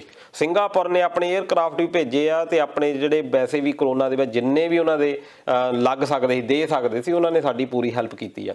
ਤੇ ਕੇਜਰੀਵਾਲ ਸਿੱਧਾ ਹੀ ਕਹਿੰਦੇ ਜੀ ਇਹਨਾਂ ਦੀਆਂ ਫਲਾਈਟਾਂ ਬੰਦ ਕਰੋ। ਹੁਣ ਉਹ ਫਲਾਈਟਾਂ ਬੰਦ ਕਰਨ ਦਾ ਮਤਲਬ ਕੀ ਹੁੰਦਾ ਕਿ ਇਹ ਤਾਂ ਡਿਸੀਜਨ ਤਾਂ ਡਿਸਾਈਡ ਤਾਂ ਕਰਨਾ ਹੈ ਸੈਂਟਰਲ ਗਵਰਨਮੈਂਟ ਨੇ, ਤੇ ਤੁਸੀਂ ਕੌਣ ਹੁੰਦੇ ਵੀ ਇੱਦਾਂ ਕਰਨ ਵਾਲੇ। ਤੇ ਹੁਣ ਉਹਦੇ ਵਿੱਚ ਤੁਸੀਂ ਜਿਹੜਾ ਸਿੰਗਾਪੁਰ ਦੇ ਜਿਹੜੇ ਮੰਤਰੀ ਆ, ਵਿਦੇਸ਼ ਮੰਤਰੀ ਆ, ਉਹਨਾਂ ਨੇ ਜਿਹੜਾ ਕਾਫੀ ਇਤਰਾਜ਼ ਪ੍ਰਗਟ ਕੀਤਾ। ਤੇ ਸਾਡੇ ਜਿਹੜੇ ਵਿਦੇਸ਼ ਮੰਤਰੀ ਆ ਜੈ ਸ਼ੰਕਰ ਹੁਣੀ, ਇਹਨਾਂ ਨੇ ਵੀ ਟਵੀਟ ਨੂੰ ਰੀਟਵੀਟ ਕਰਕੇ ਉੱਥੇ ਲਿਖਿਆ ਵੀ ਇਹ ਜਿਹੜਾ ਆ ਤੁਹਾਡਾ ਕੰਮ ਨਹੀਂ, ਸਾਡੇ ਉਹਨਾਂ ਨਾਲ ਬਹੁਤ ਵਧੀਆ ਰਿਲੇਸ਼ਨ ਆ ਜੀ। ਪਹਿਲਾਂ ਤਾਂ ਗਲਤੀ ਚਲੋ ਕੇਜਰੀਵਾਲ ਨੇ ਕੀਤੀ ਆ, ਪਰ ਉਹਨੂੰ ਆਪਾਂ ਇਹ ਵੀ ਲੈ ਸਕਦੇ ਆ ਵੀ ਉਹਨੇ ਸਵਾਲ ਪੁੱਛਿਆ ਜੀ। ਉਹ ਸਵਾਲ ਪੁੱਛਣਾ ਕੋਈ ਮਾੜਾ ਨਹੀਂ ਹੁੰਦਾ। ਬਿਲਕੁਲ। ਹੁਣ ਜਿਹੜੀ ਆਪਾਂ ਪੋਸਟਰ ਦੀ ਵੀ ਗੱਲ ਕੀਤੀ ਸੀ ਵੀ ਉਹਨਾਂ ਨੇ ਤਾਂ ਪੋਸਟਰ ਲਾਏ ਵੀ ਸਾਡੀ ਵੈਕਸੀਨ ਕਿੱਥੇ ਚਲੇਗੀ। ਉਹਨਾਂ ਉੱਤੇ ਧਾਰਾ 188 ਧਾਰਾ ਕੀ ਹੁੰਦੀ ਆ ਕਿ ਲੋਕ ਅਧਿਕਾਰੀ ਦੇ ਉੱਤੇ ਤੁਸੀਂ ਪੁੱਛ ਨਹੀਂ ਸਕਦੇ ਵੀ ਜਿਹੜਾ ਨਿਯਮ ਜਿਹੜਾ ਲਾਗੂ ਆ ਤੁਸੀਂ ਉਹਦੀ ਉਲੰਘਣਾ ਕਰਦੇ ਆ। 269 ਅਫਵਾਹਾਂ ਫੜਾਉਣ ਦਾ, ਜਿਹੜੀ ਐਪੀਡੈਮਿਕ ਆ ਉਹਦਾ ਸੈਕਸ਼ਨ 3 ਉਹ ਲਾ ਦਿੱਤਾ ਉਹਦੇ ਉੱਤੇ। ਹੁਣ ਉਹ ਮਜ਼ਦੂਰ ਹੈਗੇ 304 269 ਪ੍ਰਗਿਆ ਠਾਕੁਰ ਹੋਣਾ ਤਾਂ ਵੀ ਲੱਗਾ ਕਿ ਨਹੀਂ ਉਹੀ ਗੱਲ ਹੈ ਵੀ ਉਹ ਤਾਂ ਚੂਜ਼ ਤੇ ਫੇ ਆ ਗਈ ਹੈ ਨਾ ਵੀ ਕਿਹਦੇ ਉੱਤੇ ਲਾਉਣਾ, ਉਹ ਪਿਕ ਕਰਦੇ ਆ। ਉਹਦੇ ਵਿੱਚ ਦੇਖਿਆ ਜਾਂਦਾ ਵੀ ਦੇਵ ਸਿੱਧੂ ਨੂੰ ਐਤਕੀ ਟਾਰਗੇਟ ਕਰਨਾ ਜਾਂ ਦਲਜੀਤ ਸਿੰਘ ਨੂੰ, ਭਾਵੇਂ ਸੇਮ ਕ੍ਰਾਈਮ ਹੋਵੇ। ਹੁਣ ਇਹਦੇ ਵਿੱਚ ਜੇ ਉਦਾਂ ਦਾ ਹੋ ਗਿਆ, ਇੱਕ ਪਾਸੇ ਇੱਕ ਸਵਾਲ ਪੁੱਛਣਾ, ਇਹ ਆਰਟੀਕਲ 19 ਸਾਨੂੰ ਦਿੰਦਾ ਸਵਾਲ ਪੁੱਛਣ ਜਿਹੜਾ ਵੀ ਕੋਈ ਬੰਦਾ ਸਵਾਲ ਪੁੱਛ ਸਕਦਾ। ਹੁਣ ਉਸੇ ਦੇ ਅਧੀਨ ਅਸੀਂ ਕੇਜਰੀਵਾਲ ਨੂੰ ਕਹਿ ਸਕਦੇ ਵੀ ਉਹਨੇ ਸਰਕਾਰ ਦੇ ਉੱਤੇ ਸਵਾਲ ਇੱਕ ਰੱਖ ਦਿੱਤਾ ਜਾਂ ਇੱਕ ਸੁਜੈਸਟ ਕਰ ਦਿੱਤਾ, ਉਹਨੂੰ ਇਸ ਗੱਲ ਦੇ ਉੱਤੇ ਮਾਫ ਕੀਤਾ ਜਾ ਸਕਦਾ। ਪਰ ਜੈ ਸ਼ੰਕਰ ਜਿਹੜਾ ਕਿ ਇੱਕ ਵਿਦੇਸ਼ ਮੰਤਰੀ ਆ, ਉਹ ਲੋਕਾਂ ਦੇ ਵਿੱਚ ਉਹ ਰੀਟਵੀਟ ਕਰ ਰਿਹਾ ਆ। ਦੇਖੋ ਜੀ, ਉਹਦਾ ਇੱਕ ਲੋਕਤੰਤਰਕ ਵਿਧੀ ਦੇ ਨਾਲ ਚੁਣਿਆ ਹੋਇਆ ਬੰਦਾ ਆ, ਉਹ ਜਾ ਕੇ ਇੱਕ ਰੀਟਵੀਟ ਕਿੱਥੇ ਕਰਦਾ ਹੈ ਜਿਹੜਾ ਸਿੰਗਾਪੁਰ ਦਾ ਵਿਦੇਸ਼ ਮੰਤਰੀ ਆ ਉਹਦੇ ਥੱਲੇ ਕਿ ਦੇਖੋ ਜੀ ਇਹਦਾ ਆਪਣਾ ਪਰਸਨਲ ਆ, ਇਹ ਭਾਰਤ ਸਰਕਾਰ ਦਾ ਬਿਆਨ ਨਹੀਂ। ਉਹ ਗੱਲ ਸਹੀ ਆ ਉਹਨਾਂ ਦੀ, ਨੋ ਡਾਊਟ, ਉਹਨਾਂ ਨੇ ਕੋਈ ਗੱਲ ਮਾੜੀ ਨਹੀਂ ਕਹੀ, ਇਹ ਉਹਨਾਂ ਨੇ ਪੂਰੇ ਤੱਥਾਂ ਦੇ ਨਾਲ ਜੈ ਸ਼ੰਕਰ ਹੁਣੀ ਕਹੀ ਆ। ਪਰ ਟਵੀਟ ਕਰਕੇ ਤੁਸੀਂ ਕਿਉਂ ਜਨਾਜ਼ਾ ਕੱਢਦੇ ਆ? ਉਹਦੇ ਨਾਲ ਫਿਰ ਪਤਾ ਲੱਗਦਾ ਆ ਕਿ ਸਾਡੇ ਵਿੱਚ ਕਿੰਨੀਆਂ ਜ਼ਿਆਦਾ ਗਲਤ ਫਹਿਮੀਆਂ ਆ, ਖਾਸ ਤੌਰ ਤੇ ਜਦੋਂ ਥਰਡ ਦੇਸ਼ ਜਿਹੜਾ ਆ ਉਹ ਮਿਲਦਾ। ਹੁਣ ਉਹ ਸਿੰਗਾਪੁਰ ਵਾਲਿਆਂ ਨੇ ਇਹਨਾਂ ਦਾ ਫਿਰ ਧੰਨਵਾਦ ਕੀਤਾ ਕਿ ਤੁਹਾਡਾ ਬਹੁਤ ਬਹੁਤ ਧੰਨਵਾਦ, ਤੁਸੀਂ ਹੈਂਡਲ ਕੀਤਾ, ਆਪਾਂ ਬਹੁਤ ਵਧੀਆ ਦੇਸ਼ ਆ। ਤੇ ਚਲੋ ਫਿਰ ਵੀ ਇਸ ਗੱਲ ਨੂੰ ਮੈਨੂੰ ਲੱਗਦਾ ਹੈ ਵੀ ਆਪਾਂ ਤੂਲ ਨਾ ਦਈਏ ਇਹਨਾਂ ਦੇ ਅੱਗੇ ਵੀ ਹੈਗਾ ਵੀ ਹੁਣ ਕੇਜਰੀਵਾਲ ਸਾਹਿਬ ਨੂੰ ਵੀ ਚਾਹੀਦਾ ਵੀ ਚੁੱਪ ਹੋ ਜਾਣ। ਇੱਥੇ RK ਕੁਮਾਰ ਹੁਣਾਂ ਦੀ ਟਿੱਪਣੀ ਆਈ, ਉਹ ਕਹਿੰਦੇ ਕਿ ਕੇਜਰੀਵਾਲ, ਮੇਰੇ ਖਿਆਲ ਉਹ ਇਹੀ ਕਹਿਣਾ ਚਾਹੁੰਦੇ ਕਿ ਕੇਜਰੀਵਾਲ ਹੁਣਾਂ ਦਾ ਹਿਸਾਬ ਇੱਦਾਂ ਕਿ ਜੋ ਅੱਛਾ ਉਹ ਮੇਰਾ, ਜੋ ਮਾੜਾ ਹੈ ਉਹ ਮੋਦੀ ਜੀ ਦਾ। ਨਹੀਂ, ਇਹ ਤਾਂ ਗੱਲ ਫਿਰ ਮੋਦੀ ਜੀ ਤੇ ਵੀ ਢੁੱਕਦੀ ਆ RK ਕੁਮਾਰ ਸਾਹਿਬ ਹਨ। ਇਹ ਤਾਂ ਹਰ ਲੀਡਰ ਦੇ ਉੱਤੇ ਢੁੱਕਦੀ ਆ, ਚਾਹੇ ਆਪਾਂ ਹੁਣ ਕੈਪਟਨ ਅਮਰਿੰਦਰ ਸਿੰਘ ਉਹਨਾਂ ਦੀ ਗੱਲ ਕਰ ਲਈਏ ਹਨਾ, ਉਹ ਵੀ ਇਹੀ ਕਹਿ ਦਿੰਦੇ ਆ ਵੀ ਜਿਹੜਾ ਤਾਂ ਕੰਮ ਚੰਗਾ ਕੀਤਾ ਉਹ ਮੈਂ ਕੀਤਾ, ਮਾੜਾ ਕੰਮ ਕੀਤਾ ਬਾਦਲਾਂ ਨੇ, ਠੀਕ ਹੈ, ਪਰ ਬਾਦਲਾਂ ਨੂੰ ਆਪਾਂ ਅੰਦਰ ਨਹੀਂ ਦੇਣਾ। ਇਹ ਹਰ ਪੋਲੀਟੀਕਲ ਉੱਥੇ ਲੋਕਾਂ ਦੇ ਵਿੱਚ ਇਦਾਂ ਹੀ ਆ, ਲੋਕੀ ਇਦਾਂ ਦੀ ਗੱਲਾਂ ਸੁਣਨੀਆਂ ਲਾਈਕ ਕਰਦੇ ਆ, ਫਿਰ ਉਹ ਲੀਡਰ ਦੀ ਇਹ ਕਹਿ ਲਓ ਕਿ ਬਣ ਜਾਂਦੀ ਆ ਗੱਲ ਕਿ ਮੈਨੂੰ ਇਦਾਂ ਕਹਿਣਾ ਹੀ ਪੈਣਾ। ਦਲਜੀਤ ਜੀ, ਰੌਲਾ ਇਹੋ ਆ ਨਾ ਕਿ ਸਿਸਟਮ ਤਾਂ ਭਾਰਤ ਦਾ ਸੰਵਿਧਾਨ ਨੇ ਬਹੁਤ ਵਧੀਆ ਬਣਾਇਆ ਸੀ, ਪਰ ਉਹਨੂੰ ਸਾਡੇ ਸਿਆਸੀ ਪਾਰਟੀਆਂ ਨੇ ਤੋੜ ਮਰੋੜ ਕੇ ਜਿਹੜੇ ਹਥਿਆਰਾਂ ਨਾਲ ਆਪਣੇ ਜਿਹੜੇ ਸਿਆਸੀ ਹਥਿਆਰਾਂ ਨਾਲ ਉਹਨੂੰ ਅਜਿਹਾ ਲੰਗੜਾ ਕੀਤਾ, ਉਹਨੂੰ ਇਦਾਂ ਆਪਣੇ ਪੱਲੇ ਦੇ ਵਿੱਚ ਆਪਣੀ ਬਚਾਅ ਲਈ ਵਰਤਦੇ ਆ ਤੇ ਦੂਸਰੇ ਨੂੰ ਟਾਰਗੇਟ ਕਰਦੇ ਆ। ਤੇ ਤੁਸੀਂ ਦਲਜੀਤ ਜੀ ਗੱਲ ਕੀਤੀ ਕੈਪਟਨ ਸਾਹਿਬ ਹੁਣਾਂ ਦੀ, ਮੈਂ ਵੀ ਪੰਜਾਬ ਕਾਂਗਰਸ ਦੀ ਗੱਲ ਕਰਨੀ ਚਾਹੁੰਦਾ ਸੀ, ਕਿਉਂਕਿ ਜਿਸ ਤਰੀਕੇ ਨਾਲ ਹੁਣ 2022 ਨੂੰ ਲੈ ਕੇ ਸਿਆਸੀ ਭਿੜ ਮਗਿਆ, ਉਸ ਤੋਂ ਪਹਿਲਾਂ ਜਿਸ ਤਰੀਕੇ ਸਿਆਸੀ ਪਾਰਟੀਆਂ ਦੀ ਗਰਮਾਹਟ ਆਈ ਆ, ਸਭ ਤੋਂ ਪਹਿਲਾਂ ਤਾਂ ਜਿਹੜੀ ਰਾਜਕਾਤੀ ਪਾਰਟੀ ਹੈ ਜਿਹੜੀ ਕਾਂਗਰਸ ਪਾਰਟੀ, ਉਸ ਦੇ ਵਿੱਚ ਜਿੱਦਾਂ ਦੀ ਪਾਟੋ ਧਾੜ ਚੱਲ ਰਹੀ ਹੈ, ਜਿਸ ਤਰੀਕੇ ਨਾਲ ਵੰਡੀਆਂ ਦਿਖਾਈ ਦੇ ਰਹੀਆਂ ਪਾਰਟੀ ਦੇ ਵਿੱਚ, ਸਾਫ਼ ਜਿਹੜਾ ਪਾਟੋ ਧਾੜ ਦਿਸ ਰਹੀ ਹੈ, ਉਹਨੂੰ ਕਿੱਦਾਂ ਦੇਖਦੇ ਹੋ? ਮੈਂ ਤਾਂ ਕਾਂਗਰਸ ਪਾਰਟੀ ਨੂੰ ਕੇਲੇ ਦੇ ਦਰਖਤ ਦੇ ਨਾਲ ਕੰਪੇਅਰ ਕਰਦਾ ਹੁੰਦਾ ਤੇ ਸਾਡੇ ਉੱਥੇ ਪਿੰਡ ਅਸੀਂ ਕੇਲੇ ਬੀਜ ਲੈਂਦੇ ਹੁੰਦੇ ਸੀ ਜੀ। ਇੱਕ ਵਾਰੀ ਉਹੀ ਕੇਲਾ ਜਿਹੜਾ ਆ ਇੱਕ ਬੇਰੀ ਦੇ ਦਰਖਤ ਥੱਲੇ ਹੋ ਗਿਆ ਤੇ ਬੇਰੀ ਦੇ ਦਰਖਤ ਦੇ ਉਹ ਕੰਡੇ ਉੱਤੇ ਡੈਗ ਕੇ ਉਹ ਖਤਮ ਹੋ ਗਿਆ, ਕਿਉਂਕਿ ਉਹ ਬਹੁਤ ਕੂਲਾ ਹੁੰਦਾ ਜੀ। ਕਈ ਵਾਰੀ ਇਹਨੂੰ ਕੀ ਹੁੰਦਾ ਜਦੋਂ ਇਹ ਵਧੀਆ ਕੰਡੀਸ਼ਨਸ ਦੇ ਵਿੱਚ ਫਲ ਦੇਣ ਲੱਗ ਪਵੇ, ਫਿਰ ਉਹਦੇ ਵਿੱਚ ਕੀ ਹੁੰਦਾ ਕਿ ਇਹਦੀ ਫਲ ਹੀ ਇੰਨਾ ਜ਼ਿਆਦਾ ਉਹ ਹੋ ਜਾਂਦਾ ਕਿ ਆਪਣੇ ਭਾਰ ਦੇ ਨਾਲ ਹੀ ਡਿੱਗ ਜਾਂਦਾ ਪੱਕਣ ਤੋਂ ਪਹਿਲਾਂ ਹੀ। ਜੀ। ਤੀਜਾ ਇੱਕ ਇਹ ਹੁੰਦਾ ਕਿ ਇਹਦੀ ਗਰੋਥ ਇੱਥੇ ਆ ਕੇ ਮੈਨੂੰ ਤਾਂ ਪਤਾ ਲੱਗਾ, ਕਿਉਂਕਿ ਉੱਥੇ ਆਪਣੇ ਇੰਡੀਆ ਦੇ ਵਿੱਚ ਇਹਦੇ ਬਾਰੇ ਕੋਈ ਖੇਤੀ ਬਾਰੇ ਪਤਾ ਨਹੀਂ, ਆਪਾਂ ਤਾਂ ਐਵੇਂ ਸ਼ੌਕੀਆ ਤੌਰ ਦੇ ਉੱਤੇ ਬੀਜ ਲੈਂਦੇ ਹਾਂ ਜੀ। ਉਹਦੇ ਨਾਲ ਕੀ ਹੁੰਦਾ ਕਿ ਇੱਕ ਥੱਲੇ ਦੀ ਥੱਲੇ ਨਾਲ ਦੀ ਨਾਲ ਬੂਟੇ ਜਿਹੜੇ ਆ ਹੁੰਦੇ ਹੀ ਰਹਿੰਦੇ ਆ। ਇੱਥੇ ਆ ਕੇ ਪਤਾ ਲੱਗਾ ਵੀ ਕੇਲੇ ਦੇ ਦਰਖਤ ਦੇ ਵਿੱਚ ਇੱਕ ਹੀ ਹੋਣਾ ਚਾਹੀਦਾ ਜੀ। ਜਦੋਂ ਨਾਲ ਦੀ ਨਾਲ ਉੱਗਦੇ ਰਹਿੰਦੇ, ਉਹ ਵੀ ਖੁਰਾਕ ਲੈਣੀ ਚਾਹੁੰਦੇ, ਉਹਦੇ ਨਾਲ ਜਿਹੜਾ ਫਲ ਆ ਉਹਦੇ ਉੱਤੇ ਵੀ ਫਰਕ ਪੈਂਦਾ। ਇਹ ਕਾਂਗਰਸ ਪਾਰਟੀ ਨੂੰ ਹੁਣ ਤੁਸੀਂ ਕੰਪੇਅਰ ਕਰ ਲਓ ਜੀ।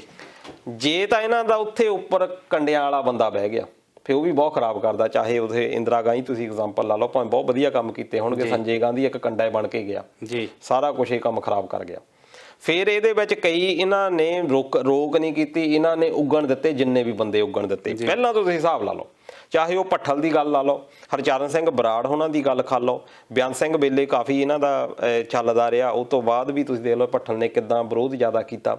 ਫਿਰ ਆ ਹੁਣ ਦੀਆਂ ਗੱਲਾਂ ਆ ਜੇ ਪ੍ਰਤਾਪ ਸਿੰਘ ਬਾਜਵਾ ਜਦੋਂ ਪ੍ਰਧਾਨ ਸੀ, ਕੈਪਟਨ ਅਮਰਿੰਦਰ ਸਿੰਘ ਜਿਹੜੇ ਜਾਂਦੇ ਹੀ ਨਹੀਂ ਸੀ, ਚੁਣੇ ਹੋਏ ਨੁਮਾਇੰਦੇ ਆ, ਜਦੋਂ ਹਾਰ ਗਏ ਸੀ ਬਾਦਲਾਂ ਤੋਂ, ਇਹ ਜਾਣਾ ਹੀ ਛੱਡ ਗਏ ਸੀ ਤੇ ਉਹਨੂੰ ਮੰਨਣਾ ਹੀ ਬੰਦ ਕਰਦੇ ਸੀ। 43 ਬੰਦੇ ਐਮਐਲਏ ਇਹਨਾਂ ਦੇ ਜਿੱਤੇ ਸੀ, ਉਹਦੇ ਵਿੱਚੋਂ 35 ਬੰਦਿਆਂ ਦਾ ਇਹ ਵੱਖਰਾ ਲੈ ਕੇ ਕਦੀ ਦਿੱਲੀ ਚਲੇ ਜਾਣਾ। ਆ ਦੇਖੋ ਜੀ 35 ਬੰਦੇ ਮੇਰੇ ਨਾਲ ਆ ਜੀ। ਇਹਨੂੰ ਤਾਂ ਕਹਿ ਹੀ ਨਹੀਂ ਰਹੇ ਸੀ ਕੈਪਟਨ ਸਾਹਿਬ ਨੂੰ ਵੀ ਐਤਕੀ ਬਣਾਉਣਾ ਆ। ਰਾਹੁਲ ਗਾਂਧੀ ਹੁਣੀ ਸਾਰੇ ਅਗੇਂਸਟ ਸੀ। ਉਹ ਚਾਹੁੰਦਾ ਸੀ ਰਾਹੁਲ ਗਾਂਧੀ ਕਿ ਮੈਂ ਕੋਈ ਯੰਗ ਜਨਰੇਸ਼ਨ ਦੇ ਵਿੱਚੋਂ ਕੋਈ ਬੰਦਾ ਅੱਗੇ ਲੈ ਕੇ ਆਵਾਂ। ਉਹਦੀ ਚੱਲ ਰਹੀ ਸੀ ਇਦਾਂ ਦੀ ਗੱਲ। ਉਹਦੇ ਵਿੱਚ ਕਈ ਚਿਹਰੇ ਸੀ, ਰਵਨੀਤ ਬਿੱਟੂ ਦਾ ਵੀ ਉਹਦੇ ਵਿੱਚ ਨਾਂ ਆਉਂਦਾ ਸੀਗਾ। ਆ ਰਾਜਾ ਬੜਿੰਗ ਨੂੰ ਉਦੋਂ ਕੌਮੀ ਪ੍ਰਧਾਨ ਬਣਾਇਆ ਸੀ, ਸ਼ਾਇਦ ਉਹ ਵੀ ਇਸ ਚੀਜ਼ ਦੇ ਵਿੱਚ ਸੀ ਕਿ ਸ਼ਾਇਦ ਉਹ ਚਾਹੁੰਦਾ ਸੀ ਵੀ ਯੰਗ ਜਨਰੇਸ਼ਨ ਅੱਗੇ ਆਵੇ। ਉਹ ਬਹੁਤ ਵਧੀਆ ਆਈਡੀਆ ਸੀਗੇ ਉਹਦੇ ਕੋਲ, ਪਰ ਇਹਨਾਂ ਨੇ ਉਹ ਸ਼ਕਤੀ ਪ੍ਰਦਰਸ਼ਨ ਕੀਤਾ। ਉਸ ਵੇਲੇ ਬਹੁਤ ਸਾਰੇ ਲੋਕ ਇਹਨਾਂ ਦੇ ਨਾਲ ਗਏ। ਫਿਰ ਚਲੋ ਬਾਕੀ ਦਾ ਇਤਿਹਾਸ ਸਾਨੂੰ ਪਤਾ ਹੀ ਆ ਵੀ ਜਿਹੜਾ ਨਵਜੋਤ ਸਿੰਘ ਸਿੱਧੂ ਹੋਣਾ ਦਾ ਹੀ ਪਤਾ ਹੋਣਾ। ਹੁਣ ਸੇਮ ਇਤਿਹਾਸ ਫੇਰ ਦੁਹਰਾ ਹੋ ਰਿਹਾ। ਇਤਿਹਾਸ ਹੁਣ ਇਸ ਤਰ੍ਹਾਂ ਦੁਹਰਾ ਹੋ ਰਿਹਾ ਵੀ ਹੁਣ ਵੀ ਕੇਲਿਆਂ ਦੇ ਦਰਖਤ ਕਈ ਉੱਗ ਗਏ ਆ। ਉਹਦੇ ਵਿੱਚ ਨਵਜੋਤ ਸਿੰਘ ਸਿੱਧੂ ਹੋਣੀ ਵੀ ਆ, ਪ੍ਰਤਾਪ ਸਿੰਘ ਬਾਜਵਾ ਹੋਣੀ ਵੀ ਆ, ਸ਼ਮਸ਼ੇਰ ਸਿੰਘ ਦੁੱਲੋ ਹੋਣੀ ਵੀ ਆ। ਬਾਕੀ ਜਿਨ੍ਹਾਂ ਦਾ ਵੀ ਸੂਤ ਲੱਗਦਾ ਇਹਦੇ ਵਿੱਚ। ਹੁਣ ਤੁਸੀਂ ਇੱਥੋਂ ਅੰਦਾਜ਼ਾ ਲਾਓ ਵੀ ਕੈਪਟਨ ਅਮਰਿੰਦਰ ਸਿੰਘ ਹੰਸਰਾਜ ਹੰਸ ਨੂੰ ਕਹਿੰਦਾ ਵੀ ਤੈਨੂੰ ਵੀ ਇੰਗਲੈਂਡ ਤੋਂ ਫੋਨ ਕਰਦਾ ਵੀ ਤੁਸੀਂ ਵਾਪਸ ਆ ਜਾਓ, ਤੁਹਾਨੂੰ ਰਾਜ ਸਭਾ ਦੀ ਟਿਕਟ ਦੇਤੀ ਆ ਜੀ, ਵੀ ਰਾਜ ਸਭਾ ਤੇ ਤੁਸੀਂ ਜਿੱਤੋਗੇ ਜੀ। ਤੇ ਉਹ ਜੀ ਬਹੁਤ ਵਧੀਆ ਤਰੀਕੇ ਦੇ ਨਾਲ ਆਉਂਦੇ ਆ, ਉੱਥੋਂ ਸਾਰਿਆਂ ਨੂੰ ਫੋਨ ਕਰ ਦਿੰਦੇ ਆ, ਵਧਾਈਆਂ ਵੀ ਲੈ ਲੈਂਦੇ ਆ ਜੀ। ਉਧਰੋਂ ਜਦੋਂ ਸ਼ਮਸ਼ੇਰ ਸਿੰਘ ਦੁੱਲੋ ਉਹਨਾਂ ਨੂੰ ਪਤਾ ਲੱਗਦਾ ਇਹ ਸਿੱਧੇ ਜਾਂਦੇ ਦਿੱਲੀ ਜੀ, ਠੀਕ ਆ ਜੀ, ਪਿਛਲੇ ਦਰਵਾਜ਼ੇ ਥਾਣੀ ਲੈ ਕੇ ਆ ਜਾਂਦੇ ਆ, ਪਹਿਲੇ ਬਣੇ ਹੋਏ ਆ। ਇੱਦਾਂ ਹੀ ਫਲੌਰ ਤੋਂ ਸਰਵਣ ਸਿੰਘ ਫਲੌਰ ਉਹਨਾਂ ਨੂੰ ਇਹਨਾਂ ਨੇ ਆਪਣੇ ਕਾਂਗਰਸ ਦੇ ਵਿੱਚ ਲੈ ਲਿਆ। ਉਹਨਾਂ ਨੂੰ ਭਰੋਸਾ ਇਹ ਦੇਤਾ ਵੀ ਤੁਹਾਨੂੰ ਟਿਕਟ ਅਸੀਂ ਕਾਂਗਰਸ ਦੀ ਦੇਣੀ ਆ ਕੈਪਟਨ ਅਮਰਿੰਦਰ ਸਿੰਘ ਨੇ। ਪਰ ਉਹ ਜਿਹੜਾ ਚੌਧਰੀ ਸੰਤੋਖ ਸਿੰਘ ਇਸ ਵੇਲੇ MP ਆ, ਇਹ ਵੀ ਪਿਛਲੇ ਦਰਵਾਜ਼ੇ ਥਾਣੀ ਗਿਆ, ਇਹਨੇ ਜਾ ਕੇ ਆਪਣੇ ਮੁੰਡੇ ਨੂੰ ਟਿਕਟ ਦਵਾ ਦਿੱਤੀ। ਇਸ ਕਰਕੇ ਇਹਨਾਂ ਦੇ ਪਿਛਲੇ ਦਰਵਾਜ਼ੇ ਥਾਣੀ ਸਾਰਿਆਂ ਦੇ ਲਿੰਕ ਆ। ਉੱਥੇ ਜਿੰਨੀ ਲੌਬੀ ਬੈਠੀ ਆ, ਇਕੱਲਾ ਰਾਹੁਲ ਗਾਂਧੀ ਨਹੀਂ ਚੱਲਦੀ, ਉਹਦੇ ਵਿੱਚ ਪੂਰਾ ਇੱਕ ਲਾਮੇ ਲਸ਼ਕਰ ਆ ਜਿਹਦੀਆਂ ਅੰਦਰ ਬਣਾਉਂਦੇ ਆ ਪਾਲਿਸੀਜ਼। ਉਹਨਾਂ ਵਿੱਚ ਹਰ ਇੱਕ ਬੰਦੇ ਦੀ ਪਹੁੰਚ ਆ। ਉਹ ਫਿਰ ਪਹੁੰਚ ਦੇ ਆਧਾਰ ਦੇ ਉੱਤੇ ਉਹ ਜਿੱਦਾਂ ਕਹਿੰਦੇ ਨਹੀਂ ਹੁੰਦੇ ਵੀ ਜਿਹੜਾ ਕੱਟਾ ਆ ਉਹ ਆਪਣੇ ਕੀਲੇ ਦੇ ਜ਼ੋਰ ਦੇ ਉੱਤੇ ਹੀ ਅੜਿੰਗਦਾ ਹੁੰਦਾ। ਇਹ ਸਾਰੇ ਬੰਦੇ ਜਿੰਨੇ ਵੀ ਇਹਨਾਂ ਨੂੰ ਨੁਕਸਾਨ ਕਰਨਾ। ਇਸ ਵੇਲੇ ਜਦੋਂ ਇਹ ਜਿੱਤ ਕੇ ਆਏ ਸੀ ਉਸ ਵੇਲੇ ਤਾਂ ਇਹ ਕਿਹਾ ਸੀਗਾ ਵੀ ਅਸੀਂ ਬਹੁਤ ਕੰਮ ਕਰਾਂਗੇ, ਅਸੀਂ ਬੇਅਦਬੀ ਦਾ ਵੀ ਨੋਟਿਸ ਲਵਾਂਗੇ, ਅਸੀਂ ਉਸ ਤੋਂ ਬਾਅਦ ਜਿਹੜੇ ਚਿੱਟੇ ਦਾ ਕੰਮ ਆ ਉਹ ਵੀ ਜੀ। ਪਰ ਜਿਸ ਤਰੀਕੇ ਦੇ ਜੇਲ੍ਹਾਂ ਦਾ ਦੇਖ ਲਓ ਤੁਸੀਂ ਕੀ ਹਾਲ ਬਣਿਆ ਪਿਆ। ਪਰ ਜਿਸ ਤਰੀਕੇ ਦੇ ਨਾਲ ਕੰਮ ਹੋਏ ਆ, ਅਗਲੇ ਸਾਲ ਨੂੰ ਚੋਣਾਂ ਆ ਜਾਣੀਆਂ ਤੇ ਚੋਣਾਂ ਦੇ ਵਿੱਚ ਅਸੀਂ ਕਿਹੜੇ ਮੂੰਹ ਨਾਲ, ਹੁਣ ਉਹ ਇਹ ਨਹੀਂ ਹੈਗਾ ਕਿ ਇਹਨਾਂ ਨੂੰ ਦਰਦ ਬਹੁਤ ਆ ਤੇ ਜਿੰਨੇ ਵੀ ਬੰਦੇ ਉੱਠੇ ਆ, ਚਾਹੇ ਉਹ ਚਰਨਜੀਤ ਚੰਨੀ ਦੀ ਗੱਲ ਕਰ ਲਈਏ, ਹੋਰ ਬਾਜਵਾ ਉਹਨਾਂ ਦੀ ਗੱਲ ਕਰ ਲਈਏ, ਕਿ ਇਹਨਾਂ ਨੂੰ ਦਰਦ ਬਹੁਤ ਹੋਇਆ। ਅਸਲ ਵਿੱਚ ਹੁਣ ਇਹਨਾਂ ਨੂੰ ਡਰ ਇਹ ਆ ਕਿ ਅਸੀਂ ਦੱਸੀਏ ਕੀ ਲੋਕਾਂ ਨੂੰ। ਬਾਦਲਾਂ ਨੇ ਤਾਂ ਚਾਹੇ ਕੁਝ ਕੀਤਾ ਨਹੀਂ ਕੀਤਾ, ਪਿਛਲੇ ਜਿਹੜਾ ਇੱਕ ਲਾਸਟ ਈਅਰ ਹੁੰਦਾ ਸੀ ਉਹਦੇ ਵਿੱਚ ਨੀਂਹ ਪੱਥਰਾਂ ਦਾ ਹੀ ਇੰਨਾ ਨੇ ਲਿਆਉਂਦੇ ਹੁੰਦੇ ਸੀ, ਪਤਾ ਹੀ ਨਹੀਂ ਹੁੰਦਾ ਸੀ ਵੀ ਕਿਹੜੀ ਸੜਕ ਰਾਤ ਨੂੰ ਪਤਾ ਸਵੇਰ ਨੂੰ ਉੱਥੇ ਨੀਂਹ ਪੱਥਰ ਰੱਖਣ ਆਇਆ ਹੁੰਦਾ ਸੀ MLA। ਆਵਾ ਗੁਣੇ ਨੀਂਹ ਪੱਥਰ ਅੱਗੇ ਕੰਮ ਹੋਵੇ ਨਾ ਹੋਵੇ, ਲੋਕਾਂ ਦੇ ਵਿੱਚ ਹੁੰਦਾ ਸੀ ਜੀ ਵਿਕਾਸ ਦਾ ਸਾਲ। ਇਹਨਾਂ ਦਾ ਤਾਂ 5 ਸਾਲ ਲੰਘ ਗਏ ਤੇ ਵਿਕਾਸ ਦਾ ਸਾਲ ਕੋਈ ਨਹੀਂ, ਪਿੱਛੋਂ ਗ੍ਰਾਂਟ ਕੋਈ ਨਹੀਂ ਆ ਰਹੀ, ਉੱਤੋਂ ਕਰੋਨਾ ਨੇ ਏਡਾ ਜ਼ਿਆਦਾ ਜਲੂਸ ਕੱਢ ਦਿੱਤਾ। ਹੁਣ ਉਹਨਾਂ ਨੂੰ ਲੱਗਦਾ ਵੀ ਸਾਡੇ ਕੋਲ ਫੇਰ ਮੁੱਦਾ ਉਹੀ ਵੱਜਦਾ, ਬਾਕੀ ਤਾਂ ਅਸੀਂ ਸਾਰੇ ਸਟੰਟਾਂ ਤੇ ਫੇਲ ਹੋ ਗਏ, ਜਿੰਨੇ ਵੀ ਫਰੰਟ ਸਾਡੇ ਹੈਗੇ ਆ ਅਸੀਂ ਉਹਨਾਂ ਤੇ ਫੇਲਰ ਸਾਬਤ ਹੋਏ ਆ। ਫੇਰ ਉਹੀ ਮੁੱਦਾ ਲੈ ਕੇ ਆਈਏ ਬੇਅਦਬੀ ਵਾਲਾ, ਲੋਕਾਂ ਨੂੰ ਅਸੀਂ ਦਸੀਏ ਨਹੀਂ ਅਸੀਂ ਤਾਂ ਚਾਹੁੰਦੇ ਸੀ ਸਾਨੂੰ ਜਿਤਾ ਦਿਓ ਭਰਾਵਾ, ਇਹ ਕੈਪਟਨ ਦੀ ਗਲਤੀ ਆ। ਹੁਣ ਲੋਕੀ, ਮੈਂ ਤਾਂ ਇਸ ਗੱਲ ਤੋਂ ਹੋਇਆ ਕਿ ਲੋਕਾਂ ਨੇ ਬਾਦਲਾਂ ਨੂੰ ਤਾਂ ਕੱਢਿਆ ਸੀ, ਬਹੁਤ ਨਮੋਸ਼ੀਜਨਕ ਹਾਰ ਦਿੱਤੀ ਸੀ ਜੀ।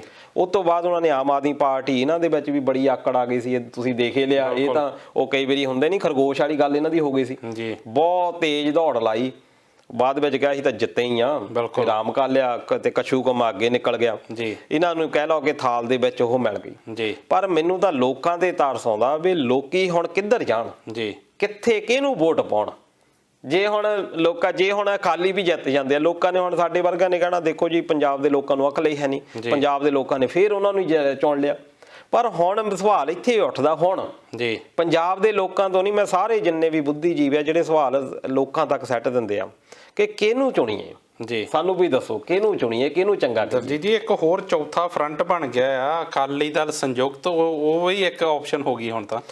ਉਹ ਜਿਹੜਾ ਫਰੰਟ ਆ ਉਹ ਵੀ ਲੋਕਾਂ ਨੇ ਪਹਿਲਾਂ ਵਰਤਿਆ ਹੋਇਆ ਜੀ। ਜਿਹੜੇ ਬ੍ਰਹਮਪੁਰਾ ਸਾਹਿਬ ਆ, ਇਹ ਮਾਝੇ ਦੇ ਜਰਨੈਲ ਹੁੰਦੇ ਸੀ ਮਜੀਠੀਆ ਸਾਹਿਬ ਤੋਂ ਪਹਿਲਾਂ। ਇਹਨਾਂ ਦੇ ਵੱਖ ਹੋਣ ਦਾ ਕਾਰਨ ਇਹੀ ਆ, ਫਿਰ ਉੱਥੇ ਆ ਵੀ ਇੱਕ ਮਿਆਨ ਦੇ ਵਿੱਚ ਬਾਕੀ 2022 ਤੱਕ ਪਤਾ ਨਹੀਂ ਕਿੰਨੇ ਫਰੰਟ ਬਣਨੇ, ਕਿੰਨੇ ਟੁੱਟਣੇ ਆ, ਬਣਨੇ ਆ। ਪਰ ਉਹਦੇ ਵਿੱਚ ਇਹ ਹੈ ਕਿ ਲੋਕਾਂ ਦੀ ਤਸਦੀਕ ਬਹੁਤ ਜ਼ਰੂਰੀ ਆ ਜੀ। ਲੋਕਾਂ ਦੀ ਜਿੰਨਾ ਚਿਰ ਤੱਕ ਤਸਦੀਕ ਨਹੀਂ ਹੁੰਦੀ, ਲੋਕਾਂ ਦੇ ਵਿੱਚ ਉਹ ਲੋਕ ਵਿਚਰੇ ਨਹੀਂ ਹੁੰਦੇ। ਹੁਣ ਢੀਂਡਸਾ ਸਾਹਿਬ ਆ, ਇੰਨੇ 4 ਸਾਲ ਰਾਜ ਸਭਾ ਦੇ ਮੈਂਬਰ ਵੀ ਰਹੇ ਆ, MP ਵੀ ਰਹੇ ਆ, ਫਿਰ ਆਪਣੇ ਮਿਨਿਸਟਰ ਵੀ ਰਹੇ ਆ, ਇੱਥੇ ਕੈਬਨਿਟ ਮਿਨਿਸਟਰ ਰਹੇ ਆ ਬਹੁਤ ਸ਼ਹਿਰ। ਫਿਰ ਇਹਨਾਂ ਨੇ ਉੱਥੇ ਵੀ ਮਿਨਿਸਟਰੀ ਦਾ ਸਵਾਦ ਦੇਖਿਆ ਆ ਸੈਂਟਰ ਦੇ ਵਿੱਚ ਵਾਜਪੇਈ ਗੌਰਮੈਂਟ ਦੇ ਵੇਲੇ, ਖੇਡ ਮੰਤਰੀ ਵੀ ਰਹੇ ਆ। ਇਸ ਕਰਕੇ ਲੋਕਾਂ ਨੇ, ਮੈਨੂੰ ਲੱਗਦਾ ਇਹ ਤਾਂ ਬਹੁਤ ਕੰਮ ਕਰ ਸਕਦੇ ਸੀ ਜੀ, ਪਰ ਲੋਕਾਂ ਨੇ ਫਿਰ ਵੀ ਜੇ ਲੱਗਦਾ ਆ ਵੀ ਲੋਕਾਂ ਨੇ ਨਹੀਂ ਕੰਮ ਕੀਤਾ, ਲੋਕੀ ਜਿੰਨੀ ਉਮੀਦ ਰੱਖਦੇ ਸੀ, ਇਸ ਕਰਕੇ ਇਹ ਪਰਖੇ ਹੋਏ ਆ। ਇਹ ਤਾਂ ਇਹ ਵੀ ਪਾਰਟੀ ਦਾ ਨਾਂ ਰੱਖਣ ਨਾਲ, ਜਾਂ ਕਹਿ ਲਓ ਕਿ ਵਿੱਚ ਜਿਹੜੀ ਚੀਜ਼ ਆ ਉਹੀ ਹੋਵੇ, ਉੱਪਰ ਬੋਤਲ ਦੇ ਉੱਤੇ ਵੱਖਰਾ ਸਟਿੱਕਰ ਲਾ ਦਿਓ, ਉਹ ਕੋਈ ਫਰਕ ਨਹੀਂ ਪੈਂਦਾ ਜੀ। ਲੋਕਾਂ ਨੂੰ ਚਾਹੀਦੀ ਆ ਉਹ ਚੀਜ਼ ਕਿ ਜਿਹਦੇ ਤੋਂ ਉਹਨਾਂ ਨੂੰ ਵਿਸ਼ਵਾਸ ਬਣ ਸਕੇ, ਲੋਕੀ ਉਹ ਚੀਜ਼ ਨੂੰ ਪਰਖਣਾ ਚਾਹੁੰਦੇ ਆ ਜੀ। ਪਰ ਹੁਣ ਇਸ ਵੇਲੇ ਮੈਨੂੰ ਨਹੀਂ ਲੱਗਦਾ ਕਿ ਪੰਜਾਬ ਦੇ ਕੋਲ ਕੋਈ ਪਰਖਣ ਵਾਲੀ ਵੀ ਚੀਜ਼ ਹੈ, ਸਾਰੇ ਚੱਲੇ ਕਾਰਤੂਸ ਹੀ। ਫਿਰ ਦਲਜੀਤ ਜੀ, ਜਦੋਂ ਤੁਸੀਂ ਕਿਹਾ ਕਿ ਸਾਰੇ ਚੱਲੇ ਕਾਰਤੂਸ ਹੈ, 2022 ਨੂੰ ਵੇਖਦੇ ਕਿੱਦਾਂ, ਕੀ ਦੇਖਦੇ ਹੋ 2022 ਚ? ਫਿਰ ਉਹੀ ਆ ਨਾ ਕਿ ਕਿਹਨੂੰ ਚੁਣੀਏ। ਇਹ ਤਾਂ ਇੱਕ ਕਹੋਗੇ ਜਾ ਕੇ ਅੱਖਾਂ ਮੀਟ ਕੇ ਵੋਟਾਂ ਪਾਇਓ ਜੀ, ਜਿਹੜਾ ਚੁਣਦਾ ਆ ਚੁਣ ਹੋ ਜਵੇ। ਲੋਕਾਂ ਦੇ ਹਾਲਾਤ ਉੱਥੇ ਹੀ ਰਹਿਣੇ ਆ, ਲੋਕਾਂ ਦੇ ਸਿਸਟਮ ਦੇ ਵਿੱਚ ਸੁਧਾਰ ਨਹੀਂ ਹੋਣਾ। ਇਹਦੇ ਵਿੱਚ ਹੁਣ ਤਾਂ ਮੈਂ ਇਹੀ ਆਸ ਕਰਦਾ ਕਿ ਨਿਊ ਜਨਰੇਸ਼ਨ ਜਿਹੜੀ ਆ ਰਹੀ ਆ ਜੀ, ਉਹ ਘੱਟੋ ਘੱਟ ਚਤੰਨ ਜ਼ਰੂਰ ਹੋ ਜਵੇ, ਉਹ ਇਹਨਾਂ ਤੋਂ ਸਵਾਲ ਜ਼ਰੂਰ ਕਰੇ ਤੇ ਆਪਣਾ ਅੱਗੇ ਸਿਰਫ ਵੋਟ ਸੀਮਤ ਤੱਕ। ਅੱਗੇ ਲੋਕ ਇਹ ਸੋਚਦੇ ਆ ਵੀ ਵੋਟ ਹੀ ਅਸੀਂ ਪਾ ਦਿੰਦੇ ਆ ਜੀ, ਹੁਣ ਵੋਟਾਂ ਤੱਕ ਨਾ ਆਪ ਖੜੇ ਇਲੈਕਸ਼ਨਾਂ 'ਚ ਹੋਵੋ, ਆਪ ਆ ਕੇ ਜਿਹੜਾ ਕੁਛ ਹੈਗਾ ਆ ਮਨ ਦੇ ਵਿੱਚ ਕਰੋ। ਜ਼ਮਾਨਤ ਰਾਸ਼ੀ ਆ 10-11 ਹਜ਼ਾਰ ਰੁਪਈਆ ਆ ਤੇ ਮਰ ਜਾਣਗੇ, ਫਿਰ ਕੀ ਹੋ ਗਿਆ? ਤੁਸੀਂ ਖੜੋ, ਤੁਹਾਨੂੰ ਪਤਾ ਲੱਗੇ, ਲੋਕਾਂ ਦੇ ਵਿੱਚ ਆਪਣਾ ਵਿਚਾਰ ਪ੍ਰਗਟ ਕਰੋ, ਲੋਕਾਂ ਨੂੰ ਜਾ ਕੇ ਦੱਸੋ ਜੀ। ਘੱਟੋ ਘੱਟ ਲੋਕਾਂ ਨੂੰ ਅਵੇਅਰ ਜ਼ਰੂਰ ਹੋ ਜਾਣ ਕਿ ਤੁਸੀਂ ਕੁਛ ਕਰ ਰਹੇ ਆ ਜੀ। ਬਿਲਕੁਲ। ਸੋ ਦਲਜੀਤ ਜੀ, ਇਹਦੇ ਨਾਲ ਹੀ ਪ੍ਰੋਗਰਾਮ ਦਾ ਸਮਾਂ ਵੀ ਮੁਕੰਮਲ ਹੋ ਚੁੱਕਾ ਜੀ, ਤੇ ਨਾਲ ਦੀ ਨਾਲ ਟਿੱਪਣੀਆਂ ਦੀ ਗੱਲ ਕਰਾਂ ਤਾਂ ਇੰਦਰਜੀਤ ਵਰਮਾ ਹੋਣਾ ਦੀ ਟਿੱਪਣੀ ਆਈ ਹੈ, ਉਹ ਵੀ ਪ੍ਰੋਗਰਾਮ ਪਸੰਦ ਕਰ ਰਹੇ ਆ, ਤੇ ਨਾਲ ਦੀ ਨਾਲ ਸਾਡੇ CEO ਰਛਪਾਲ ਹੇਅਰ ਹੋਣਾ ਦੀ ਟਿੱਪਣੀ ਆਈ, ਉਹ ਪ੍ਰੋਗਰਾਮ ਦੇ ਵਿੱਚ ਟਿੱਪਣੀ ਕਰਕੇ ਸ਼ਾਬਾਸ਼ੀ ਦੇ ਰਹੇ ਆ। ਤੇ ਮੈਂ ਮੇਰੇ ਖਿਆਲ ਇਹਦੇ ਨਾਲ ਨਾਲ ਉਹਨਾਂ ਨੂੰ ਵੀ ਜ਼ਰੂਰ ਵਧਾਈ ਦੇਣੀ ਚਾਹੂੰਗਾ, ਕਿਉਂਕਿ ਅੱਜ ਕੱਲ੍ਹ ਦੇ ਟਾਈਮ 'ਚ ਜਦੋਂ ਮੀਡੀਆ ਦੀ ਗੱਲ ਚੱਲਦੀ ਆ ਤਾਂ ਉਦੋਂ ਗੋਦੀ ਮੀਡੀਆ ਦਾ ਨਾਮ ਹੀ ਆਉਂਦਾ। ਉਹ ਮੀਡੀਆ ਦਾ ਨਾਂ ਤਾਂ ਆਉਂਦਾ ਕਿਉਂਕਿ ਸਰਕਾਰਾਂ ਦੇ ਖਿਲਾਫ ਗੱਲ ਕਰਨਾ ਤੋਂ ਮੀਡੀਆ ਅੱਜ ਕੱਲ੍ਹ ਡਰਨ ਲੱਗ ਪਿਆ, ਹਾਲਾਂਕਿ ਸਰਕਾਰਾਂ ਦੇ ਪੱਲੇ 'ਚ ਬਹਿਣ ਲੱਗ ਪਿਆ, ਤਾਂ ਕਰਕੇ ਉਹਨੂੰ ਗੋਦੀ ਮੀਡੀਆ ਕਿਹਾ ਜਾਂਦਾ। ਪਰ ਸਾਨੂੰ ਤਾਂ, ਅਸੀਂ ਤੁਹਾਡੇ ਦਿਸ਼ਾ ਨਿਰਦੇਸ਼ਾਂ 'ਚ, ਤੁਸੀਂ ਜਿੱਦਾਂ ਸਾਨੂੰ ਕਹਿੰਦੇ ਹੋ ਕਿ ਤੁਸੀਂ ਆਪਣੇ ਦਿਲ ਦੀ ਗੱਲ ਕਰੋ, ਜੋ ਤੁਹਾਡੇ ਦਿਲ 'ਚ ਆਉਂਦੀ ਆ, ਜੋ ਸਹੀ ਆ, ਲੋਕਾਂ ਦੀ ਗੱਲ ਆ, ਉਹ ਕਰੋ। ਸੋ ਇਹਦੇ ਨਾਲ, ਇਹਦੇ ਲਈ ਤੁਸੀਂ ਵੀ ਵਧਾਈ ਦੇ ਪਾਤਰ ਹੋ ਰਛਪਾਲ ਹੇਅਰ ਜੀ। ਤੇ ਇਹਦੇ ਨਾਲ ਨਾਲ ਇੰਦਰਜੀਤ ਵਰਮਾ ਜੀ ਦੀ ਇੱਕ ਵਾਰ ਫਿਰ ਤੋਂ ਟਿੱਪਣੀ ਆਈ ਆ, ਉਹ ਇਹ ਕਹਿ ਰਹੇ ਕਿ ਵੀਰ ਜੀ, ਕਿਸੇ ਨੂੰ ਇਹ ਪਤਾ ਨਹੀਂ ਕਿ ਕਿਸ ਵਿਅਕਤੀ ਨੂੰ ਵੋਟਾਂ ਪਾਈਆਂ ਜਾਣ, ਇਹ ਗੰਭੀਰ ਮਸਲਾ ਆ, ਨਾ ਅਕਾਲੀ ਨਾ ਕਾਂਗਰਸ। ਹੁਣ ਤਾਂ ਤੁਸੀਂ ਦੱਸ ਦਿਓ ਵੋਟਿੰਗ ਕਿਸ ਨੂੰ ਕੀਤੀ ਜਾਵੇ। ਇਹ ਸਵਾਲ ਥੋੜਾ ਜਿਹਾ ਔਖਾ ਨਹੀਂ, ਸਵਾਲ ਔਖਾ ਨਹੀਂ, ਇਹ ਬਹੁਤ ਸਵਾਲ ਇਹਦਾ ਸੌਖਾ, ਇਹਦਾ ਸਵਾਲ ਬਹੁਤ ਸੌਖਾ ਆ, ਪਰ ਇਹਨੂੰ ਕਹਿ ਲਓ ਕਿ ਅਪਲਾਈ ਕਰਨਾ ਬਹੁਤ ਔਖਾ ਜੀ।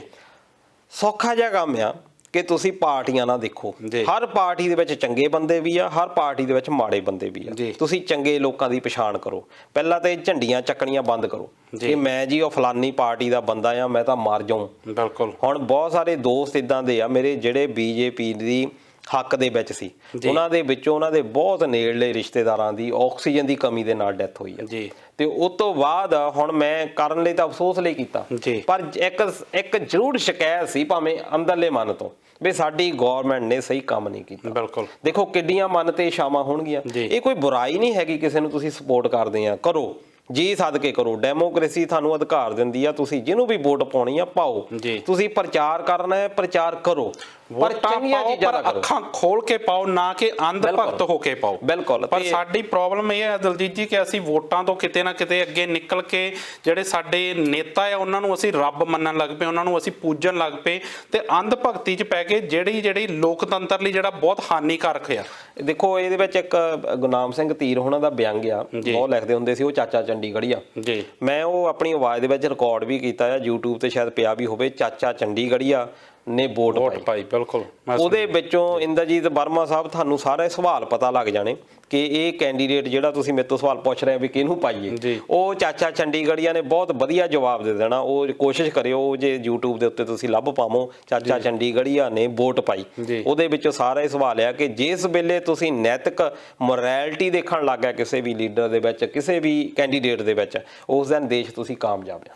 ਬਿਲਕੁਲ। ਜਿਸ ਦਿਨ ਅਸੀਂ ਮੇਰੇ ਖਿਆਲ ਪਾਰਟੀਆਂ ਤੋਂ ਪਿੱਛੇ ਹਟ ਕੇ ਤੇ ਵਿਅਕਤੀ ਨੂੰ ਪਛਾਣਨ ਲੱਗ ਪਏ, ਪਾਰਟੀਆਂ ਤੋਂ ਝੰਡੇ ਛੱਡ ਕੇ, ਪਾਰਟੀਆਂ ਦੇ ਨਿਸ਼ਾਨ ਛੱਡ ਕੇ ਅਸੀਂ ਵਿਅਕਤੀ ਦੀ ਪਛਾਣ ਕਰਨ ਲੱਗ ਪਏ, ਇੱਕ ਸ਼ਰਾਬ ਦੀ ਬੋਤਲ ਦੀ ਥਾਂ ਤੇ ਅਸੀਂ ਆਪਣੇ ਬੱਚੇ ਦੀ ਕਿਤਾਬ ਦੇ ਮਗਰ ਵੋਟ ਪਾਉਣ ਲੱਗ ਪਏ, ਉਸ ਦਿਨ ਸ਼ਾਇਦ ਸਾਡਾ ਪੰਜਾਬ ਬਦਲ ਜੇ। ਇਹਦੇ ਨਾਲ ਦਲਜੀਤ ਜੀ ਬੇਵਰਲੀ ਸਿੰਘ ਹੁਣਾਂ ਦੀ ਵੀ ਟਿੱਪਣੀ ਆਈ ਹੈ, ਉਹ ਵੀ ਪ੍ਰੋਗਰਾਮ ਨੂੰ ਪਸੰਦ ਕਰ ਰਹੇ, ਸੋ ਤੁਹਾਡਾ ਵੀ ਬਹੁਤ ਬਹੁਤ ਧੰਨਵਾਦ। ਜਿੰਨੇ ਵੀ ਦੋਸਤਾਂ ਨੇ ਅੱਜ ਟਿੱਪਣੀਆਂ ਕੀਤੀਆਂ, ਦੋਸਤੋ ਤੁਹਾਡਾ ਬਹੁਤ ਬਹੁਤ ਧੰਨਵਾਦ। ਤੁਸੀਂ ਪ੍ਰੋਗਰਾਮ ਦੇ ਵਿੱਚ ਸ਼ਿਰਕਤ ਕੀਤੀ, ਆਪਣੀ ਗੱਲਬਾਤ ਰੱਖੀ। ਇਹਦੇ ਨਾਲ ਦਲਜੀਤ ਜੀ ਹੁਣ ਪ੍ਰੋਗਰਾਮ ਦਾ ਸਮਾਂ ਮੁਕੰਮਲ ਹੈ ਜੀ। ਤੁਸੀਂ ਇਹ ਜਾਣਕਾਰੀਆਂ ਸਾਡੇ ਨਾਲ ਸਾਂਝੀਆਂ ਕੀਤੀਆਂ, ਉਹਦੇ ਲਈ ਬਹੁਤ ਬਹੁਤ ਧੰਨਵਾਦ। ਦੋਸਤੋ ਉਮੀਦ ਕਰਦੇ ਹਾਂ ਤੁਹਾਨੂੰ ਪ੍ਰੋਗਰਾਮ ਪਸੰਦ ਆਇਆ ਹੋਵੇਗਾ। ਜੇਕਰ ਇਹ ਗੱਲਬਾਤ ਸਾਡੀ ਚੰਗੀ ਲੱਗੀ ਤਾਂ ਅੱਗੇ ਦੋਸਤਾਂ ਤੱਕ ਇਸ ਪ੍ਰੋਗਰਾਮ ਨੂੰ ਸ਼ੇਅਰ ਜ਼ਰੂਰ ਕਰੇ ਤੇ ਨਾਲ ਦੀ ਨਾਲ ਇਸ ਪ੍ਰੋਗਰਾਮ ਦੀ ਫੀਡਬੈਕ ਸਾਡੇ ਤੱਕ ਜ਼ਰੂਰ ਪਹੁੰਚਾਇਓ, ਤਾਂ ਜੋ ਇਸ ਪ੍ਰੋਗਰਾਮ 'ਚ ਹੋਈ ਤਰੁੱਟੀ ਨੂੰ ਦੂਰ ਕਰਕੇ ਅਸੀਂ ਪ੍ਰੋਗਰਾਮ ਨੂੰ ਹੋਰ ਵੀ ਵਧੀਆ ਕਰਕੇ ਤੁਹਾਡੇ ਤੱਕ ਲੈ ਕੇ ਆ ਸਕੀਏ। ਤੇ ਪ੍ਰੋਗਰਾਮ ਹਰ ਬੁੱਧਵਾਰ ਅਸੀਂ ਆਪਣੇ ਫੇਸਬੁੱਕ ਪੇਜ ਤੇ YouTube ਚੈਨਲ ਤੋਂ ਲਾਈਵ ਕਰਦੇ ਹਾਂ। ਇਹਦੇ ਵਿੱਚ ਟਿੱਪਣੀਆਂ ਦੇ ਨਾਲ ਨਾਲ ਆਪਣੀ ਗੱਲਬਾਤ ਰੱਖਿਆ ਕਰੋ। ਉਦੋਂ ਤੱਕ ਹੁਣ ਮੈਨੂੰ ਦੇਵ ਸਿੱਧੂ ਨੂੰ ਤੇ ਨਾਲ ਦਲਜੀਤ ਸਿੰਘ ਹੁਣਾਂ ਨੂੰ ਦਿਓ ਇਜਾਜ਼ਤ। ਮਿਲਦੇ ਹਾਂ ਅਗਲੇ ਹਫ਼ਤੇ, ਤਦ ਤੱਕ ਲਈ ਪਿਆਰ ਭਰੀ ਸਤਿ ਸ਼੍ਰੀ ਅਕਾਲ। ਸਤਿ ਸ਼੍ਰੀ ਅਕਾਲ।